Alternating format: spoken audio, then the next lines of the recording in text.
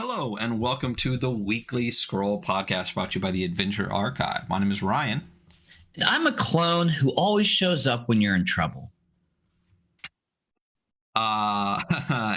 Today we are going to be going over the lo-fi heavy metal tabletop role-playing game Cybermetal 2012 from one of our favorite creators of all time, Adam Vass, who was actually on the show. I think it was episode 39. Was he really? I think we've done like 5 episodes last week. So yeah, last week was episode 39, and we're on like episode 46. I think this is episode 46. We really pumped out some episodes last week. Yeah, I'm still catching up. I am still. So any of you listening in podcast land, I'm sorry that I'm so behind. And I'll get there. My plan was today. We'll see. Anyway, so Cybermetal. We talked about this, like I said again, with Adam Vass, the creator of World Champ Game Company. This is one of our most anticipated games of this year. Very excited. The book is stunning for those that are in podcast land. It is, what did it say it was? Is it A5 but sideways? I think that's what something to that effect. I think that's what they said. So it's a wide boy, not a tall boy. And it's got some beautiful foiling on the front. It's nice. It's very it's very pretty on the shelf. I almost want to buy a second one, just so on the first page I can actually put my blood on it, and put like my password on. I really am thinking about it, but that seems ridiculous. And real quick, why don't we just look at some of the other stuff that came with it? Bunch of dope stickers, including Lucy, who's basically the satanic version of Clippy. We got some temporary tattoos, bunches of stickers. We got the Neuralink that goes right in your neck. It's a pin. But it's in game. You have this kind of like Matrix style plug-in device, port almost, and you get a pin of the port.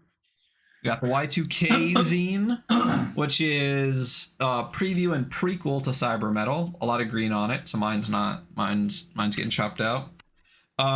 We got the symbolic skin design zine. Which is basically you can get these marks on yourself in the game. So this is basically a whole book of kind of like tattoos, traditional style tattoos, but if you were in Cybermetal 2012. So it's a lot of like mice, but also like computer stuff like mice kind of thing, or like yeah, it's all these cyber related things, but in a traditional style. The downloadable content, there's like a DLC for it, which is another zine. Oh, that's Forever Horse, actually. And then I also backed at a level where I got some original art. So this is an original watercolor of some of the marks, the tattoos. And then I also got the original piece for the art that is for the human page. Yeah. In the 4 things you can be: vermin, husk, demon, or human. This is the original piece of art for the human. So I love the whole like Yorick kind of aspect of like the humanity of it, looking at this skull kind of piece here. So that's what all came on the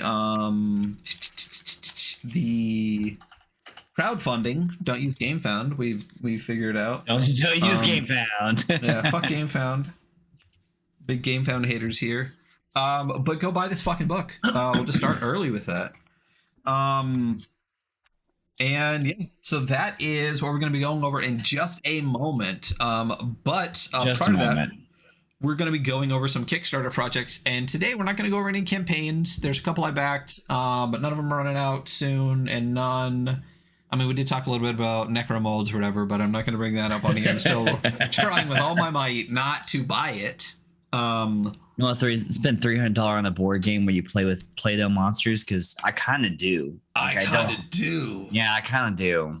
So. I mean, I think I easily spent $300, like I said, on Dungeon Degenerates, which I've never even played. But at least it has a solo mode. Is the thing is like I could play it if I, didn't have an extreme executive function disorder where I can't physically force myself to do anything while I scream in my skull to do anything.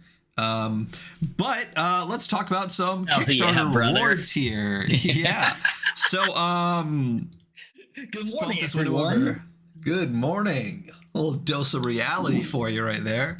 Everything's good terrible. Times. Yeah. So we have some physical rewards I want to go over today, actually. We got 3 sets of physical rewards, and that is what we will go over this morning on this game. So the first, I got all of these zines, but I think the one that I actually backed for is called The Haunted Hamlet. So this is from Lazy Lich. Let me make sure I actually pulled up the correct page here. Yeah, hey, did I was not Haunted back Hamlet. that? I don't know if you did. So this is Haunted Hamlet and other hexes. 4 unique modular locations for your game, designed for OSE, but usable with 5e. Which why the fuck would you? So it's really dope. I love this middle spread of art. For those in podcast land, it's this just absolutely fucking stunning. That's awesome. Like that forest great. Picture, yeah, but it's all these tunnels. Like there's a lantern hanging from one of the tree areas, but if you look right, there's a little demon kind of looking at you. But that's the entire middle spread, which I think is amazing to do for the middle zine page. Because really, if you wanted to, you could actually pull that page out like a poster. But this whole thing is a series of hexes. And little the zine contains 4 location scenarios for use with pen and paper role-playing games. So that's really dope. And the other thing with Lazy Lich, I got all of the zines because I had been looking at Toxic Wood for a long time on Exalted and a bunch of other places. Right. But when Haunted Hamlet came out, I was like, all right, well, this is the time to catch up on all of them. So we got that. We got Toxic Wood, which is another one. This is a deadly wilderness adventure. Again, designed for OSE. And again, the art inside is great. Look at some of these characters here. These are some of the cultists in it. I love when books do this spread style. We've seen this in a bunch of books, right? Mothership does this. Kingdoms does this. Yeah, basically like the top half is kind of pictures of the bad guys, like lined up, and underneath is a section that gives you like a breakdown of each bad guy. But it reminds me a lot of the Kingdoms page. And again, this is the center spread, which is a great way to do it. I love the way that they do that. So there's some awesome characters here: the champion, the mage, the hunter, the alchemist, and the flag bearer, which is really fucking cool. I love these guys in the adventure. So that's Toxic Wood. Then there is Willow. Did you just receive that? Maybe like this past week. Yeah. Okay, I wonder where mine is. I did back it, and I backed it at one of the higher pledges. So I'm like, okay, cool. I got everything. So yeah, is it going to your mom's? Yeah, I mean, you just check. I got an email with shipping updates and stuff on it. Yeah. Read my email for once. Do it. So then the next one is Willow. It's a grim backwater micro setting for swords and sorcery rule systems. So I mean, designed for OSE or OSR systems. And then a game that you shouldn't play it with. This is a micro setting, and it's designed to work as a standalone or be plugged into any campaign world. Again, really fucking cool. I love the covers on all of them. They're all this kind of like, well, these two at least are these like round designs, Toxic Wood and Willow. Yeah. Haunted Hamlet's a little bit different. Let's look at the middle spread on this one. No fancy art, but still really cool layout.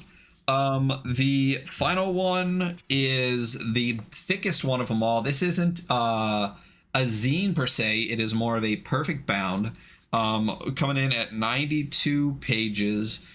This is Woodfall, which is a dark fantasy mini setting, system neutral dark fantasy Wade through misty swamps, get caught up in fighting warring monster clans, discover strange town of witches and thieves. So Lazy Lich just has this really cool vibe of kind of like woods and swamps and witches and occult stuff, and it's really neat. I love this OSR logo on the back. It's kind of like a isometric dungeon layout. Yeah. With, wow, very cool. Yeah, really, really beautiful. And in the front of almost all of them, they have like a hex map. We love ourselves a good hex map. And then look at some of this. This is Woodfall. This is kind of more like a point crawl area, kind of like map of the whole thing. Cool. Really, really cool. And then we don't need to go to the center spread here because it is a perfect bound. But another cool pages of art here on section 2. There's like this really beautiful like nighttime swamp image. So super cool, really excited for this kind of stuff. I can't wait to actually run some OSE. And yeah. I love that really good creators make really good stuff, so that like when I decide to eventually run things like OSE or DCC, I can actually use other adventures. Oh, there's a couple cards that also came with this too. I'm honestly going to tell you, I think this all goes with Haunted Hamlet. But there is the Sky Merchant. It's like a full like a kind of A5 size card. And on the back, it gives you full breakdown for like stats and magic items that come with it and everything. So it's actually like a merchant that floats in the sky. A blue here's merchant. A cool. Yeah. This is the cool page of like character art here.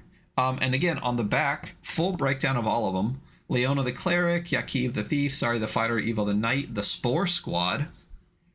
Great art on that. These cards here. Cool. Yeah, super cool. Some more setting area. This is a great image of like a swamp area. Full page on that, or full A5 on that. And on the back, there's some hirelings. The Red Friar and Sania the Willow. This is a really badass picture of the Heartstring Knight.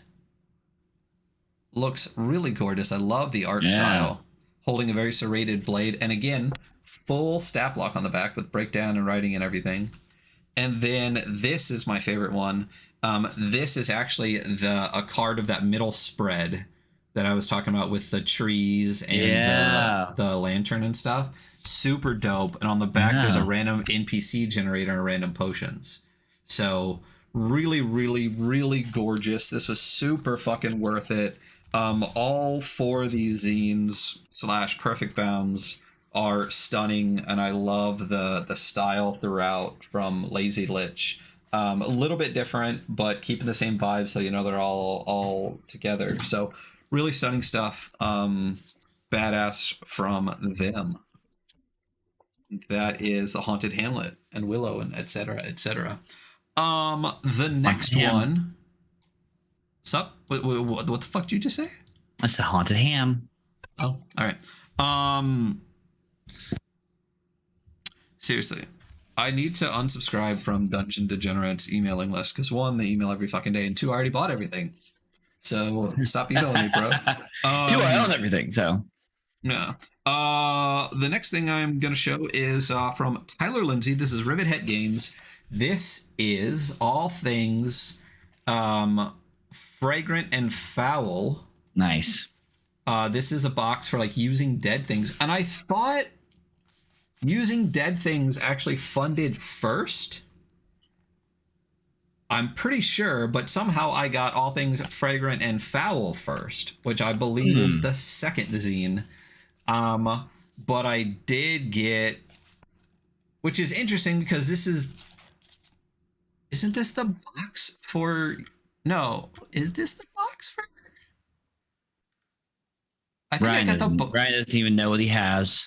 He's got so much stuff. I think I backed using dead things to get the box, but this came with all things fragrant and foul in it. So let me see what I actually backed. Here we go. Using dead things, birthing living things, view pledge. I think I just probably need to read my emails. Show details. Using dead things in print. the Worldly Guide postcards, using dead things, Worldly Guide postcards, upgrade all content, access to the pledge manager. No. Yeah. Estimated delivery April of 22, just a smidge late on that. And then fragrant and foul. Because did I already get my using dead things? I think I actually did. View pledge, and then I think I got the box. Fuck it, I don't care. I got the box and something. Anyway, it comes with a box. Look at this sweet box. Comes with a box. It's supposed to fit both. It's cool. It's got using dead things on one side, on the outside part, and then when you lift up the tab here, it's got all things fragrant and foul printed on the inside part here.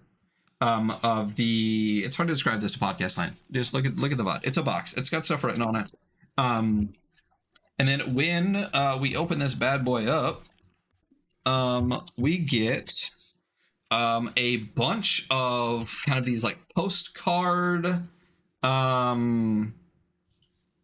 like pieces of art, like bark from Sarkash Great Oak. But then there's like stuff on the back of every one. Every single one of these is usable. And look how many came with this. It's literally like a fat stack. It's got to be like 20-ish. Very cool.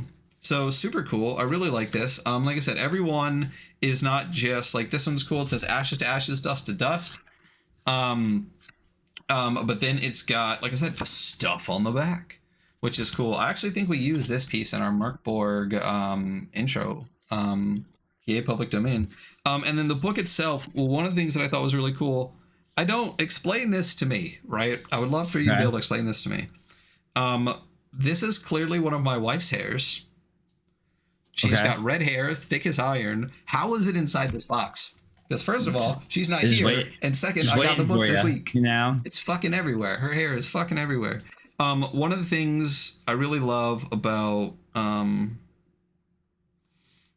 this zine is that it's, first of all, white and stunningly beautiful. Yeah. Oh, that's what this is. This is using dead things. That's what it is. I'm an idiot. Using dead things. It says it right there. Well, look at you. You're figuring it out. I'm figuring it out. So this is the first one. This isn't all things fragrant and foul. This is using dead things. This is the cards. This is the box, and all things fragrant and foul will come later. Tyler, I got you, son. I'm tired. I'm a sleepy boy. So this is using dead things, and then the fragrant and foul stuff will come, but also fit in this box. So stunning book with the white and the black. They did a really good job. The layout is great. But one of the things, like I was saying, that I really love about the way that Tyler does the Merkborg stuff is kind of like Chris Eichhorn. They really kind of grab onto that Merkborg style, but make it their own, you know, because there's a bunch, like this feels pretty Merkborg, the yellow, right? But these colors do not exist, I think, in the Merkborg. This like light blue and like white and red and things like that. The layout's a little different. So it's kind of like in the realm where you can tell it's like the kind of art punk Johan style, but they definitely make it their own. Like they take their own, they use the space themselves. I really like that. Yeah, it's definitely, I like that it's not just trying to just completely replicate. And I think that's a problem with a lot of Merkborg stuff. First of all, there's too much. Stop making it, guys. Unless you got something, I mean, do you, right? But if what you're saying has been said 10 times, I mean, come on. But I really like stuff like this that is different, that takes it and runs with it in a way that's like unique and interesting. And Astrolich actually made all these cards. Nice. For the show Astrolich, yeah. We're big Astrolich fans on this show. I'm really excited to get Too Fast to Live, Too Young to Die. You know? Yep. Can't fucking wait. Can't fucking wait. So yeah, so that is the first of the 2 in the series, using dead things, and then soon to come will be all things fragrant and foul. So all things. There you go. All of them. Very cool. All of those things. And then the last one I want to talk about, kind of in the Merkborg realm, is this little boy right here. I'll show the original book first. This is Vastgrim. Yeah. From Brian Collin and Ross Brandt, but Brian Collin has done a couple of things on GameFound. They recently did kind of like a Merkborg adventure we talked about. I don't know if you remember, where like it's basically like you could basically like draw cards almost and create like a 50 like hex or 50 section adventure that changes every time. This like underground cave system. Very cool. It was really fucking cool. But this is Vastgrim. This is straight up just Merkborg in space. That's what this is. So it is. That's really the only way to describe it. It's just Merkborg in space. So that's it. Okay, cool. it's like a gonzo, broken, fucked up world, but instead of being in kind of like a Western medieval setting, you're in space. So like, here's a cool spread: the Astro Zombies, right? Really cool art. I love the way that they do it, and they definitely do their very own like take. Like they don't try to look like Merkborg at all. You know what I mean? It's just the rules and the gonzo-ness of it. But looking at that Astro Zombie, of course, what I had to get was the limited edition version. Of course. Yeah. So kind of like this virgin front and back art, which is stunning. It's got this kind of like iridescence to it that honestly, I think my only knock is I thought it would be a lot more iridescent-y. Like you can't really see it very well, you know? Like, yeah, I can kind of see it. Kind of see it, right? Like I kind of expected just a little bit more iridescence on it. But the book itself, like this is stunning cover. I'm really glad I got that. It looks good next to the other one. They did 2 different colors on the side as well. Everything else is, the same inside, but I definitely got the second cover. I actually got the GM screen as well. It's a badass GM screen. It says it right there on the cover. It's a badass GM screen. And what's cool about this is it comes in this like slipcase. So you can actually take it off. But I also do like that you can put it on your shelf just like the other books, and it lines up with it, same size. That's the height of luxury. Is like, I got a little slip case for my books. Like yeah. It's a fantastic slipcase for the GM screen, and it's a big GM screen. It's like 5. I think it's 5. 1, 2. Yeah, it's 5 pages, or like 5 panels. Look at that. I have to go down and grab something. 1 second.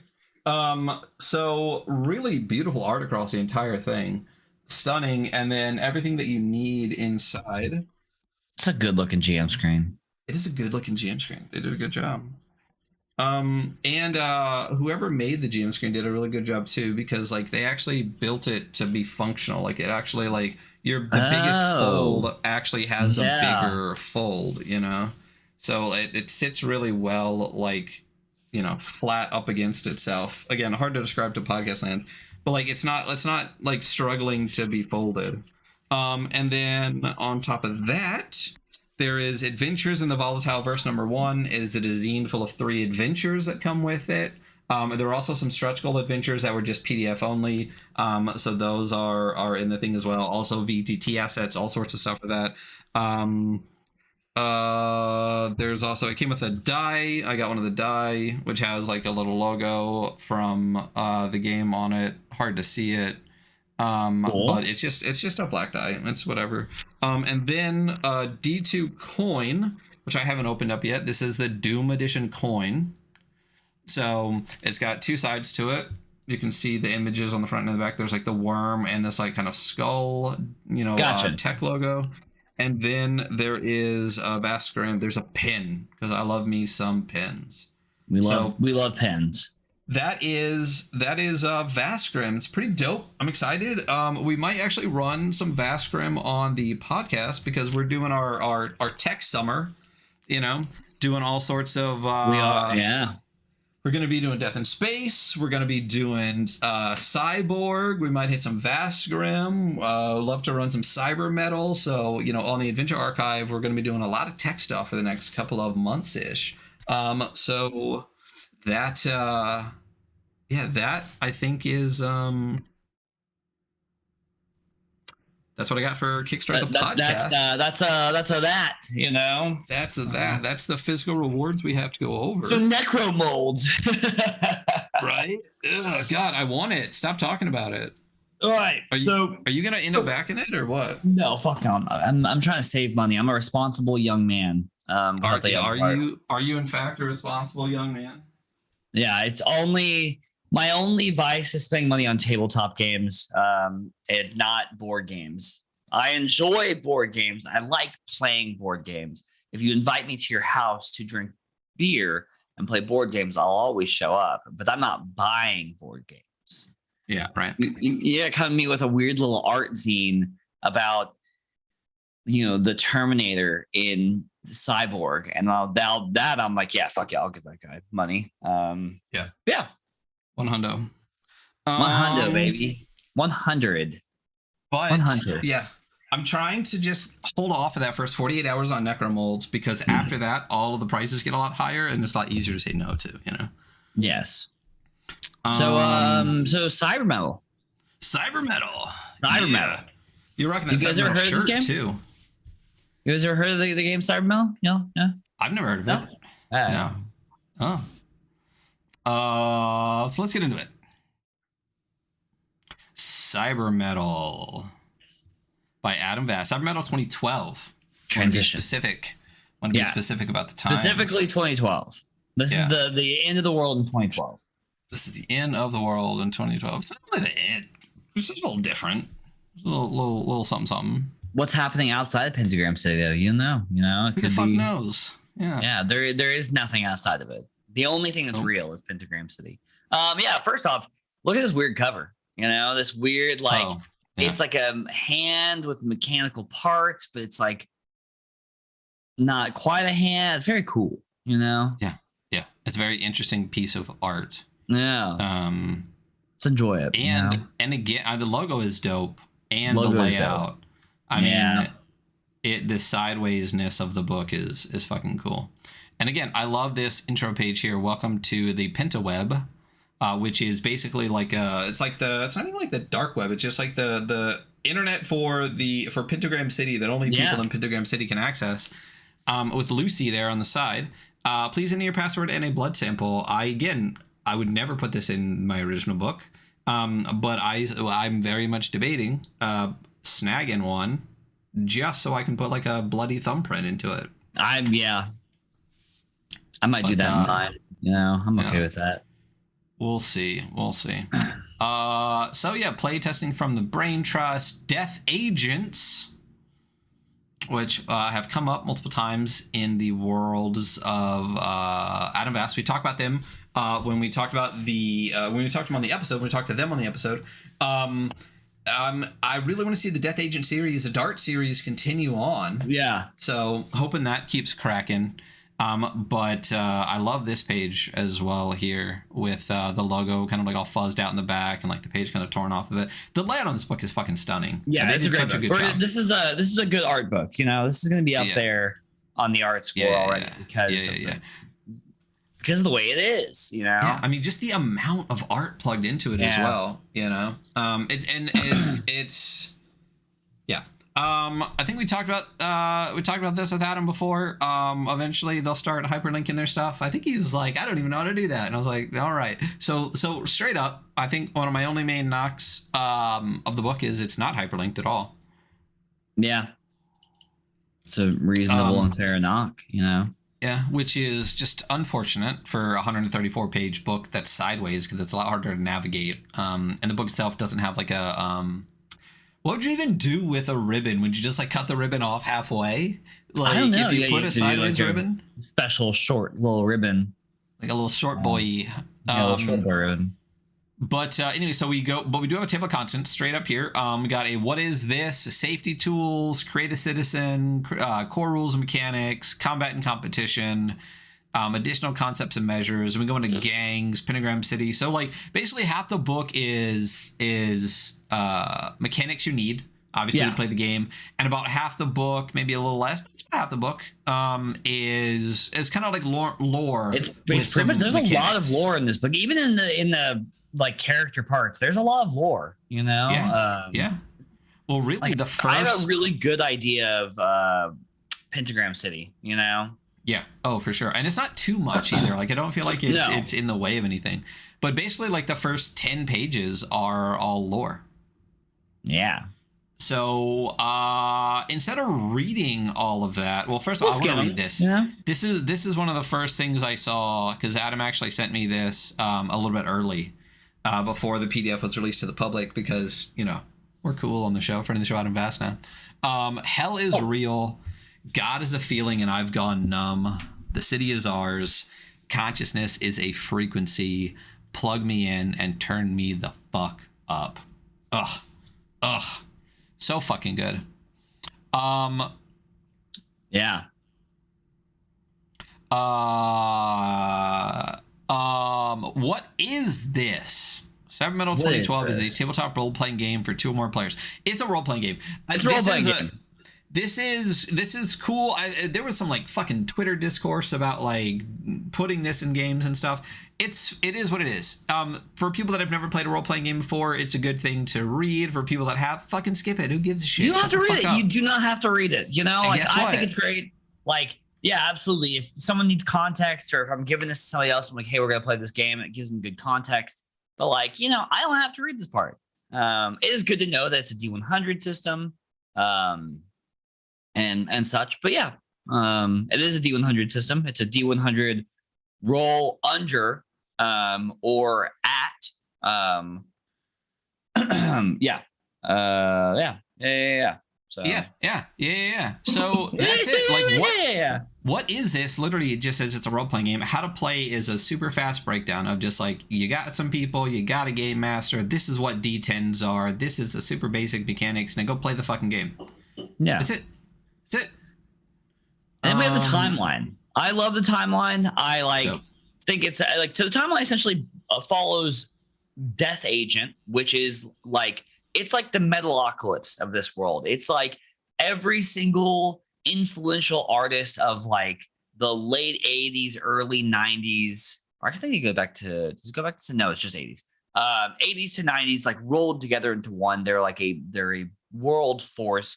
And it talks about how, you know, they just fucking kill Ronald Reagan to bring back one of their members that died. And that opens a gate to hell through so many steps. And yeah, it's a really great timeline. And I said this to Adam, and I'll say it here. I love the fact that on the second page of the timeline, first thing, 1988, is Adam Vass puts his own birth into the fucking timeline, which like, it's his world, go off. I just think it's fucking hilarious. Great. You know, Pentagram City, USA. And we all know that Ronald Reagan ruined America and the entire middle class. Yeah, fuck Reagan. So yeah, fuck Reagan super hard. Yeah, I almost today for the open episode was like, I'm Ronald Reagan burning in hell. Yeah, but do it. You know, and fuck Nancy too. Yeah. That's not even a joke. Fuck them. So the timeline of significant events. Yeah, real quick. Heavy metal band Death Agent releases their debut album, self-titled album, LP worldwide. I like how little bits of this it's like an alternate timeline that could really kind of happen, and is a lot of it's based on other things. You know what I mean? So like, landslide victory. I love this. And a landslide victory as a result of falsehoods and exploited fears. Ronald Reagan is elected president of the United States of America. Too true. Yeah, it's exactly what happened. Yeah, and in 81, a Death Agent fan shoots Ronald Reagan in an attempted assassination, if only, to impress the band, but it fails. And garners the attention of the world, putting Death Agent and their rabid fans in the headlines. So long story short, someone obviously did try to assassinate Ronald Reagan, if only, but failed. But then there's other parts of this that talk about like backmasking in albums, where it's like you play things backwards, and that no one really fucking did that until someone said to do it, and then I'm sure people did it because whatever. But everyone that they thought didn't. You know, but there were people in reality that they did bring to court. Was it Reagan? Was it Nancy Reagan? Was it Twisted Sister? Or like who was it that they actually took to court? And they're like, this is all satanic and sexy and stuff. And he's like, it's not, and you have a fucked up mind for thinking that because it's not in there. This is literally all you projecting your fucked upness on our music that doesn't really fucking exist. Which is like one of the greatest fucking things ever. I don't know. Keep going. I'll find it. I think it's the thing that triggered the like parental like the warning on all the CDs and shit. Was that was Prince? Was it? Yeah, it was Darling Nikki by Prince. Nancy Reagan court music. Let's do a little Googles here. Fuck Nancy Reagan. Music censorship. Right, we're doing a great job. We're a very interesting show. No, we are. People need to know this. We're People Googling. Need to know this. Was it Nancy? I don't think it was Nancy Reagan did the Prince thing, but I thought it was the senator who caught her daughter listening to "Darling Nikki" by Prince. Which, if you've heard that song, is not the kind of song you want your kid listening to. But there was another one where I thought it was Twisted Sister. I don't know why I keep not. Maybe I'm completely making that shit up. Oh, fuck yeah, the Big Brother Reagans. meets Twisted Sister. Oh yeah, D. Snyder. Here we go. D. Snyder fought against censorship. Boom. Yeah, it was D. Snyder in 1985. Yeah. Oh, Tipper Gore. That's what it was. Sorry, fucking Nancy Reagan anyway, but it was Tipper Gore. But that was also in 1985. So anyway, long story short, across this entire timeline, this group, the Resisting Against Satanic Pressure, which is basically like a group of angry moms that need to mind their fucking business, start shit with Death Agent. The lead guitarist of Death Agent, dies in a motorcycle accident. But there is questions around his death. And in 1986, Death Agent books a tour. They actually bring Ronald Reagan on stage, behead him, and then the blood of Ronald Reagan coagulates back into the form of X, who then rocks out with the greatest guitar solo ever heard. And then government officials go into hiding and try to scramble in order to figure out what to do now that Ronald Reagan has been murdered on stage. Adam Vass is born. And then in 1990, a breach opens up in what will eventually be Pentagram City. It is basically a portal to hell for demons to like be unleashed on the world. And then there's the Hell War versus Amen, the automated military engineering Neotronics, which is a robot army for the American government. Radiation leaks out, warping the DNA of people around it, which creates vermin, which are humanoid races of gross things like rats and roaches and stuff like that. So they exist and are now accepted into society. Demons come out and are out and about doing business, but normal guns and bullets and conventional military doesn't work against them. Don't hurt them. Yeah, they just don't hurt them. So the Neuronexus, which we've already talked about the port for, is created, which is a device that lets you kind of like plug into shit. The military loses, hell wins, flames erupt in a city in the upper Midwest, which is now called Pentagram City. It surrounds the entire city in like satanic hell flames, so nothing can get in or out. There is no communication in or out, even by satellite or anything like that. And that is the world. In the year 2000, Y2K is a thing, and it actually does what everyone thought it was going to do. Everything gets all fucked up. The high-tech paradise within Pentagram City, the Wire District, is ravaged by the physical manifestation of this error called the bug. If you want to read more about that, you can snag the Y2K zine, which is a prequel to Pentagram City, which I think is fucking awesome because the mechanics are a little bit different.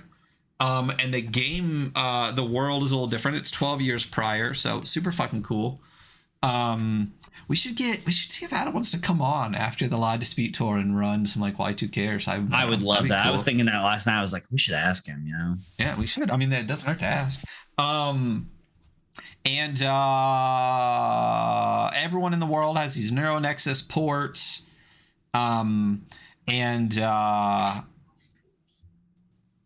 Yeah.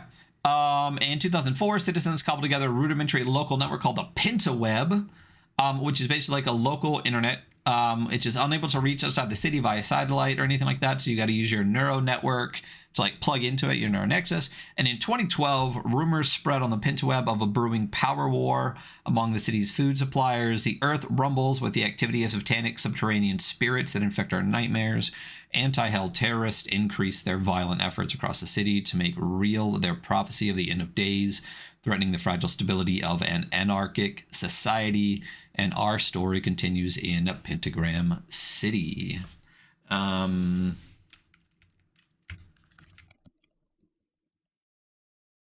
And that is the story of Pentagram City, or at least the timeline of it. It continues on because we're only on page 8 and it goes to like page 13 or 14 for the actual history of Pentagram City. So just to continue with that, before Hellfire, Pentagram City was a flourishing manufacturing city in the American Midwest. I'm pretty sure, I'm positive this is their home city in the Midwest. Yeah. Is this, it's like Grand Rapids, right? It is. Yeah, totally. Yeah, it's Grand Rapids. So again, we don't need to read all of this stuff, but we already talked about like in the history of the world, the war happens, that all starts. The firewall, there's a section here about the firewall, which is it's 150. It's a big wall. It's just fucking cuts off everything, you know? Yeah. But it's 150 square miles wide, Pentagram City. So you got a decent amount of room to play. It's big. I actually like pulled up a map last night and I tried to create a line that was 150 just miles over the DFW, which is where I am. And I'm like, oh, that's like all of it. And it's square miles. Yeah, I know. But I was just trying to see like what one line of 150 miles. I'm like, oh, that's yeah. And then roll it into a box. Like, yeah, it's a exactly. Yeah, make it a fucking, yeah. It's a decent sized city. So that and it's isolated. So you basically this is where you live now. Power, which this is something you talked about a little bit on the podcast with Adam. Like, oh yeah, I love this part. This is one of my favorite things that just because of the ambient energy that comes off the firewall, they take it. They whatever. Help me use words. Listen, it's early. I'm sleepy. They harness. There we go. Words are things. They harness the firewall and they have just unlimited energy. Which I'm like, oh, okay, cool. It's very, very utopian, very, very hellscape utopian mix we have going on here.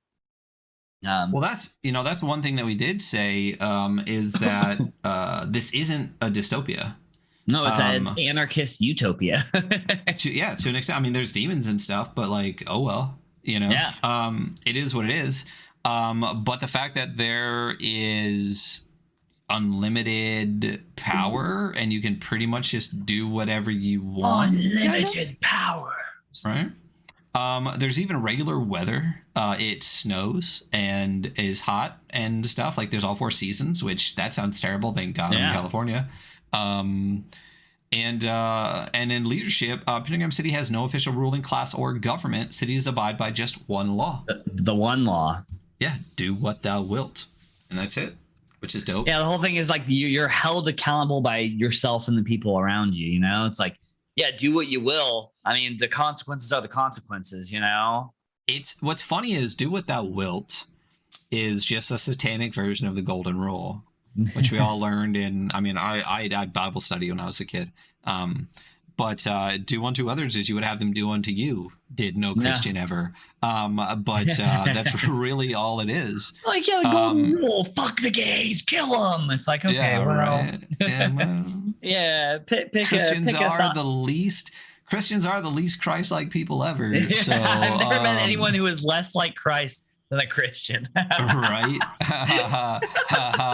Yeah, we're not joking. Then there's the NeuroNexus cerebral implant device, which, as we said, was originally created for the war, like all technology we've ever used. And that's it.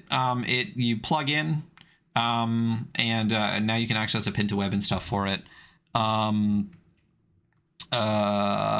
can also use it to like download like software and switch out your software to give you new skills and stuff.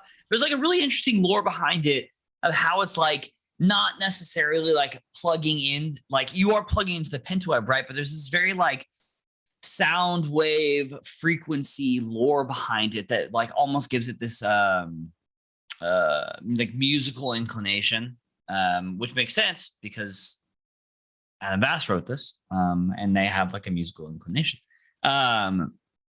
But yeah, and then also this nexus, this neural nexus, is the reason why guns are not effective in Pentagram City, is because it allows them to use the same kind of like phasing thing that the demons do. So in Pentagram City, in the lore of Pentagram City, everyone uses like big bulky weapons because the slower the weapon is, the more chances you have to catch somebody and hit them when they're trying to just phase through. So bullets are just out of there. Like later on, we're getting to the part where it talks about if you find a gun, like you can just melt it down to something that's more useful because they're just not fucking useful now, you know? But yeah, so moving forward. Great art. Great art. A lot of great art. I mean, I like that this art is definitely Adam on the... Yeah, 100. You know, it's like... cool jacket. Then next we have, it kind of goes over the pentaweb, and we see our little Lucy, our little helpful Lucy, you know? But yeah, so the pentaweb is really interesting. There's like a lot of stuff later on in the book, like it refers to it here, but there's like message boards, and it's like this weird like sharing of like fail compilation videos and like media, and it's very something. It's very social media-esque, you know. But later on, you get challenges and stuff you can do and put on the pentaweb to get like points of like popularity. Essentially, it's really cool, you know. It's how interesting. It all fits together. If the internet was only for people within 150 square mile space, we've talked about Lucy a couple times. For those who can't see, it's basically a pentagram. It's a red circle with a white area and a red upside down star with like the Clippy face on it. And it says, "Hello, citizen. It looks like you're new to the Pinweb. I'm Lucy," obviously for Lucifer. Your digital assistant, and my job is to help you navigate this techno hellscape. Look for my helpful tips along your way and keep on rocking. The timer, for whatever reason, is not going off in chat, so I threw it as a normal command. So anyone that wants to hit exclamation Cybermetal, you'll get nope, wrong timer. So you'll get a little thing. We could talk about it once real quick, and then we'll talk about it again towards the end of the show. So Adam reached out to me yesterday and said Cybermetal 2012 is coming to playroll.com tomorrow. There's a custom branded play space with pre-made character sheets. So if you just go to playroll.com, you'll actually be able to, and of course, after I do the command drops. There it is, you piece of fucking shit. If you go to playroll.com anytime after Thursday, September 14th, so Thursday, September 15th, you will be able to find Cybermetal 2012 on there with its own play space, its own pre-generated characters, its own everything. They actually showed me a fucking awesome video, like basically commercial ad or whatever that I don't want to I'll shoot you the link to it later. Cool. It's great, people. I'm gonna watch it. Yeah. I don't think I'm allowed to show it on stream, so I will not. But it was a cool little thing. So this is actually the first announcement of that for Cybermetal, is that they are going to playroll.com. So you can actually hop on there and play that game. So we'll announce that. We'll talk about that again a little bit later. But yeah, that is that's that. Go to playroll.com. That's that. Woo, that's awesome. Yeah. Very cool. Yeah. I still actually haven't used Playroll that much at all. It'll be cool. It'll be cool to check it out. I made an account. So yeah, I would recommend this. Yeah, I'll check it out for this. And also I know like there's some Lancer stuff on there, and you know I'm a big Lancer guy. But yeah. So this is page 13, which is the one law, do what thou wilt. I love, again, just the art and the layout and everything throughout this entire book is fucking fantastic. I love the do what thou wilt on the back with these like 2 different like letters in the front, the DW. Yeah. It's a really stunning piece of art. We go into the safety tools. Adam always includes a ton of safety tools in their games, which is shout out. Cool. Yeah, shout out. Again, if you're the kind of person that says, I don't want to do a fucking safety tool, you're an idiot and a douchebag. Shut the fuck up. Like, fuck right off. Fuck you. You know what I mean? Stop listening to our show. Go away. We don't want to be friends with you. We don't want you to watch. Same thing with the what is this section. If you don't need them, flip the fucking page.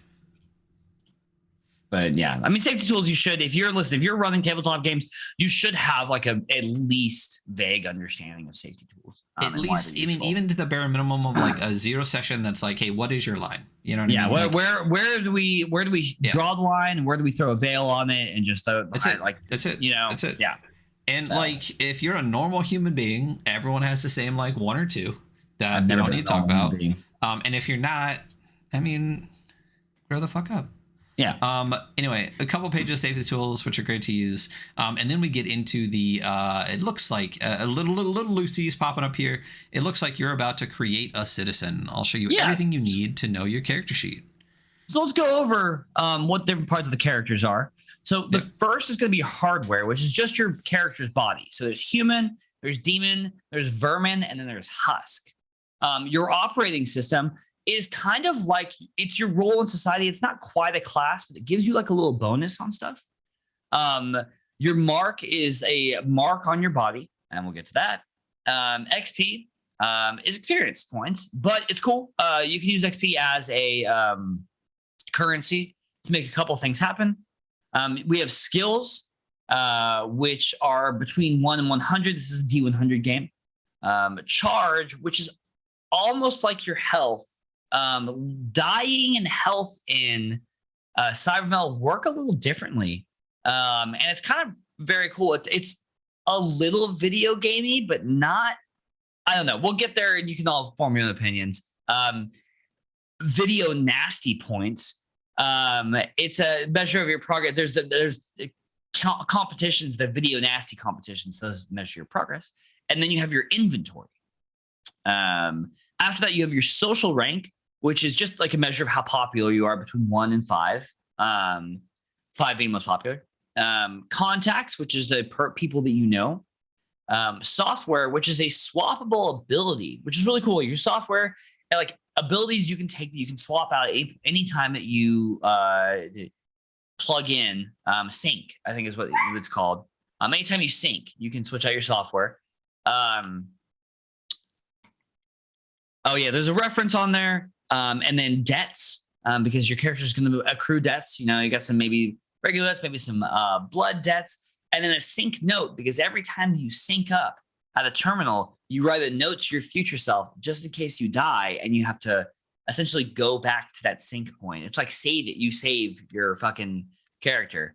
That's really cool. Like we play a lot of games, or we would go into a lot of games, and actually we play a lot of games where it's like you die and you're dead, you know, and you make a new character. And this is not that game. This game is like if you go back to when the last time you synced. So like if you know got experience points and stuff in between now and then you lose it, but you know you don't die. It's this interesting combination of like kind of like a Dark Souls mechanic with what's that weird Arnold Schwarzenegger movie where he's just like a clone of himself? Oh, it's like Seventh Day or something like that. And like what number clone they are is like dots underneath like their eyelid and shit. It's not Seventh Day, but 6th day. You're close. I was close. Hey, so because man was created on the 6th day. Just one day off, bro. Got it. Yeah. So yeah, when you die, you literally just like your body starts automatically like basically regrowing a new body using your last synced like the sync terminal point, basically prints you a new body. Yeah, essentially prints you out. Yeah. Fucking Westworld style. Just boom. There you go. Westworld meets Dark Souls meets fucking Arnold Schwarzenegger. Yeah, I do like that there's like a built-in lore, and I like that this game is not It's not a like brutal dungeon crawler. It is a experiential like anarchist utopia, like we said. Like you're supposed to just go through these challenges, and like, yeah, you're gonna fail. But like you get to continue your character, who is like, I built a character while making this. I don't know if you did, but I built one. Because I was like, the characters in this are fucking hilarious and cool. And there's a lot of hijinks to get into, you know? But so starting with human, we've all seen humans before. You know what a fucking human is. Yeah. Have we? Are they all like lizard people living in the center of the earth? Right? Yeah. So human, obviously the dominant species for centuries on planet Earth, until, the gates of hell opened. Now humans are just like everyone else, fighting to survive.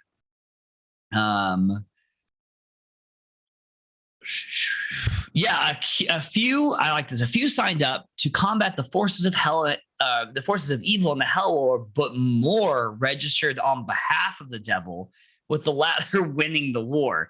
The remaining humans today have developed a taste for the dark arts and hedonism that were once hidden from them. I just love it. It's like, yeah, humans fought hell, but way more humans were on the side of hell. We all know the true evil is the American government. But yeah, very, very funny. Contributions. So due to the lack of centralized authority, society only works if you contribute. Once per in-game day, you have access. You can access a terminal and post an update to the Pentaweb to track danger, offer work trades, and otherwise collaborate. You should update. Your update should incorporate an imposing threat you witnessed or encountered during that day. After each post, you gain 1 XP. After 6 updates, humans can gain important information, an interesting rumor, or a gig offered. All of the character classes are going to have something they can do that gives them 1 XP per day, and then there's a max, and at the max, they get a thing. So this, you can post an update for 1 XP a day. After 6, you gain a piece of information, a rumor, some gig offer, something to move the story forward or give, the players or the game runner like something to work with narratively. This is a great way to do a lot of things. Like, one, it encourages you to interact with the world in a way specific to your character type. Right? Yeah. Human, vermin, demon, husk, right? It automatically logs in XP for you. So you don't really need, like, you can track XP. You're going to get at least 1 pretty much every time you play. If not 2 or 3, depending on how many days you're going to have. And fuck off, Bixby. Yeah. And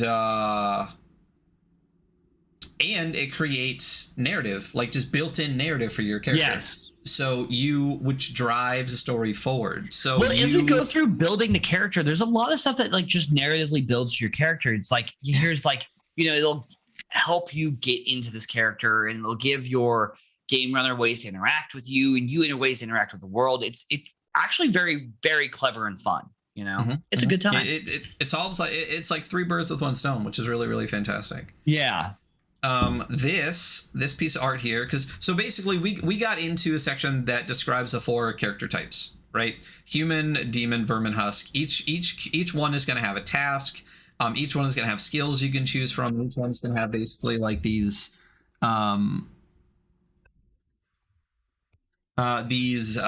looks or some other roll table. So that's basically your race kind of situation.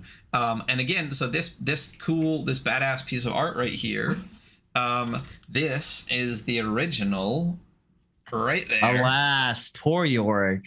Yep. That I got, that Adam drew and then scanned in, and then did what they do to put it in there. But boom, I got the human, the original one in my hands, right there from Adam Vass. So I'm cool. Just so we all know, for a look, I rolled a 9, so I have a prehensile tail as a human. Dope. Yeah. And then the skills you get: metal, record, scramble, plead, and bleed. So you start with a recorder. you can play one song. It's generally hot cross buns. Fucking stupid, honestly, dumb. Yeah, so dumb. Yeah, and it just says this a little bit later on, but all skills start at 55. And then you have 35 points to put in them. It is a D100 roll under, like I keep saying. So the higher the number, the more space to roll under you have. Yeah. And you start, I think it's like 4 skills, right? You start with 3 from your race, basically, or your species. And then I think you get 1 from your class later, right? I could be wrong. We'll get to it. But you basically start with like 4 skills, which is cool. The demon art, we're clicking into demon, is actually one that Adam was doing some streams during Cybermetal and actually did this piece live on stream, which was really cool to see. Yeah, it's a good piece. And then obviously like scanned it in and, you know, did more with it when it was on the page. So As one does. That was cool to watch. Yeah. But in the same way, demons, vermin, and husks have the same layout for their character pages. They have a task, they have skills, and then they have some type of D10. This is features for the demon. Their skills are inflame, entice, amplify, anguish, and bleed. Instead of doing a contribution, they do an offering. To a liege, a named hell liege, which is cool. And I love the section up at the top where it talks about demons basically being like, just because you were told they were bad for thousands of years doesn't mean they are. They're more bad or good than a regular human, essentially. Yeah, and most regular humans are fucking terrible anyway. So basically, demon rituals and powers are less powerful above ground, but still, I love this part, still inspire awe in the devout Satanist and really stoned observer. So they're just like the rest of us. They just look a little different. So chill out. Roll a D10. What do you got for a feature? I got a 10 actually. So dope. You got an echoing voice. I have an echoing voice. I do like that the offering can be like anything. It can be fire, blood, song, or something else. And I was just thinking of like a demon that like, you know, it like starts a fire somewhere once a day in honor of his Lord. It's like just like you're with your party walking by and like hold on for a second, just like lights of like, hold on, I got the sound effect right here. You know, just a little pyro. Just lights fires, like keeps walking. It's like, what the fuck? It's like, you know, I gotta do it. So yeah, you gotta do it. Vermin, same thing. Vermin we talked about this, a radioactive power leaching from like the hell breach that turned basically rats and cockroaches and bugs and stuff into big old humanoids that now exist within society. Their ability is a hoard. They actually hoard treasure and things like that. So I love it. It's like you can hoard band merch, rare metals, pre-war advertising, or something similarly niche. You basically just like collect stuff and then deliver it to your hoard, and you get an XP every time you deliver that. Skills are like sting, infect, stench, contort, and crawl. And you actually get a D10 species. What species you get? Oh, okay, I'll roll. I haven't rolled for that one yet.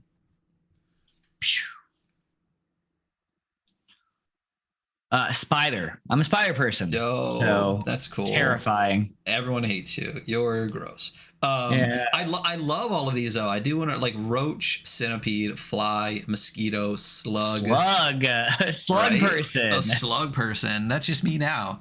Spider, possum, coyote, toad, and rat. Great spread. It's not just like you're not just like a roach, but like a possum person or like a coyote person. That'd be dope.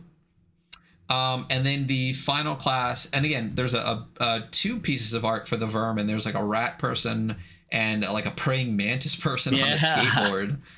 With a skateboard. Yeah. And then and then the husk, which is really cool. We kind of jumped past husk when we were going over the history, but a husk is a digital consciousness in a body of flesh, and one of the many unforeseen results of the Y2K bug. on the technological works of the new millennium. Husks are a physical embodiment of our reliance on technology and our willingness to accept its advance at our own personal cost. So basically, like, you became a husk when your neuro link got all jacked and your body is basically rotting out. So your task is actually to refresh your rotting body.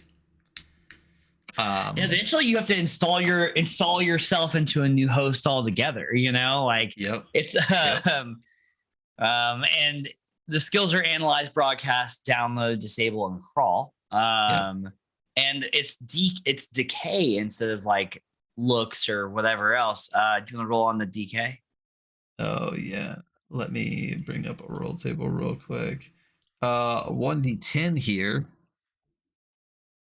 Roll. Oh, I got a 10. Ooh, I'm sprouting leaves. You're sprouting leaves. When I rolled in this earlier, I got no nose.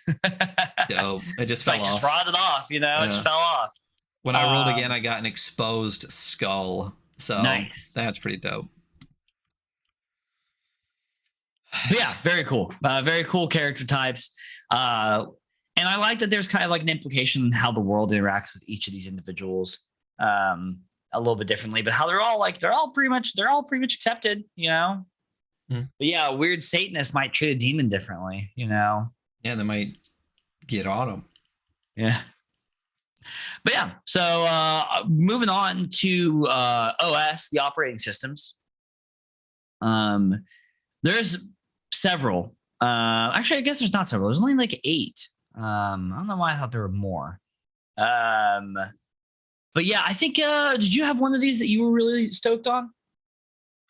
I mean, yeah, I like the Worshipper, the Bleeder. Those are my 2 favorites. Yeah, obviously, because we're little sad boys. But the operating system is your role in society, like your job, your fashion style. It's just like your outward presentingness, you know, shit you do. And you get a skill, and an item, and ways to gain XP and our special abilities. Which one did you dig? Which one were you looking at? The dealer. And it's like, so bottled painkillers, demon ashes, or subversive zines. And that's the one really got me.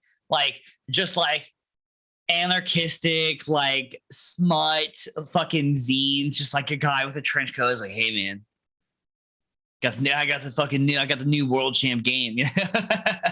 Or like whatever. Yeah. I like, I'm gonna go Bleeder. So Bleeder, you get, in each one you get a skill, an item, an ability, and a way to gain XP, right? So the Bleeder skill is sacrifice or tribute. The item is chains, a dagger, or face mask. The ability is your debtor wants to ensure they collect. When you would reach 0 charge, instead gain 2d10 charge once between sinks. So cool. You get a little death ward basically, and you gain 1 XP once per day when you reach 0 charge. So between your species and your operating system, you can get up to 2 XP per day roughly. Yeah. You get 4 skills to start, and you get an item and an interesting specific ability, which is really fucking cool. And this is the section you were talking about. Skill points. You should have 4 skill points and give each skill a threshold of 55. And then, like you said, distribute the additional 35 to a maximum of 72 to start. But the highest you can ever go is 80. Cool. Makes sense. You know, you can't be perfect. There is always failure, you know? Absolutely. But yeah, so software. So software is kind of the thing that you can switch out anytime you sync, anytime you jack in. Yeah, it's essentially just another like skill or kind of ability that you can use that gives you some bonuses, like either socially or in combat or exploration. Actually, frankly, the first one I thought was the funniest, or maybe not the funniest, but like I was really interested in the first one, bootleg. Which is just that you can create a clone of yourself that has the same stats as you. You can only ever like create one, and if it fails 3 skill checks, it's cut, like it's gone. But I was just like, God, just imagine just some like weird, like demonic, like smut / zine distributor who has a bootleg of himself that he just argues about art with, you know, like because he would. They're the same person. They have the same opinion that they still argue about art, you know. Yeah. I love it. I love the art here too, where it's like a skull that's got a CD-ROM drive, but also like a centipede coming out of an eye hole. That's really dope. And there's different types of technologies too, because they got metal, they have utility, they have technology, they have social, navigation, drugs, hell, violence. What was the drug one that plug was cool? Like, you know who to get drugs from and where they hang out. You have a plug contact with positive rank who will deliver what you need. They also know a few contacts in need. So basically you got a plug. You literally just straight up get a plug. That's your software. And then the trip too, like you take a profound journey through a parallel plane, traversing the realms in this way, grant you information otherwise unseen, such as hidden traps, thoughts, echoes of history, anything else determined by the GM. Failure incurs a bad trip with unforeseen dangers. So love that. Yeah, I liked the summoning under hell, which is just you can summon dark energy from hell to do damage essentially for you, but you always have to give it something. Like you have to trade something. That's not a success. On a failure, they're offended by your request, and you incur fallout 4 to 7. Which I think we haven't hit fallout yet. We'll get there. We haven't hit fallout yet. Yeah. This is a dense like 130 pages. It really is. Yeah. There's is it D100 list of D100 contacts? I'm gonna roll one. I'm gonna roll one as well. I rolled a 99. Dope. Prince, they stole your rightful throne, which implies that your character's my character's a prince of hell. What'd you get? I got a 28, which is a clone hoping to eliminate and replace you. Sick. That's where I got my sign on, is the one right below that. Clone who always shows up when you're in trouble. Nice. Dude, imagine having a clone and a bootleg. Yeah, right. That's just 3 of you just it's like the Spider-Man meme where you're all pointing at each other. But yeah, there's a lot of really cool. I really love the contacts. You know, I like contacts. They do contacts in Shadowrun 2. And I always really like that because it gives your like player characters like context for themselves in the world, and like a person that they're like, yeah, I know this guy, and they can get in touch with him and he can get us a thing, you know?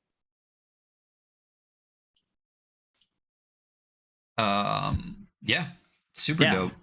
Good contribution. So good. So good. I think next we have Mark. You know, and then I have the piece of art next to that. I got some of the original artwork for that too. Wow. Yeah.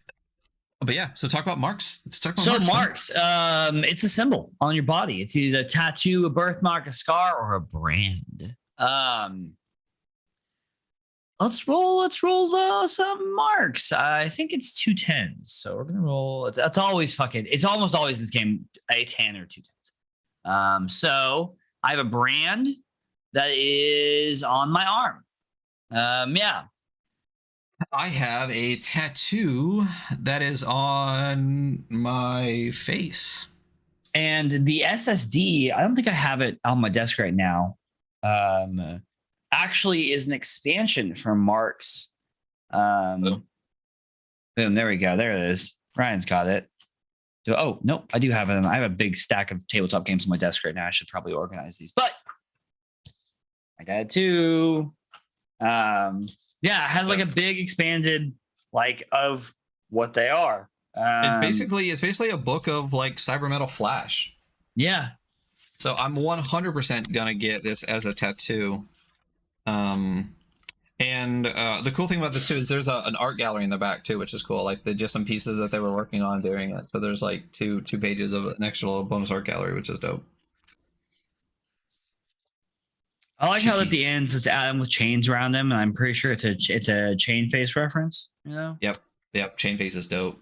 Yeah, chain face is dope. Chain face is everywhere. Yeah. If you don't know chain face, then you don't know. We don't have to tell you. Yeah. But yeah, so very cool. Slowly starting to wake up. So moving past marks, we've got some really cool art. As always, this book is just it's just an art book. It's just a very cool art book that also has a very cool game connected to it, you know? Absolutely. So critical intelligence. I think that's what it says. It does. Nice. See, I can read. Look at you.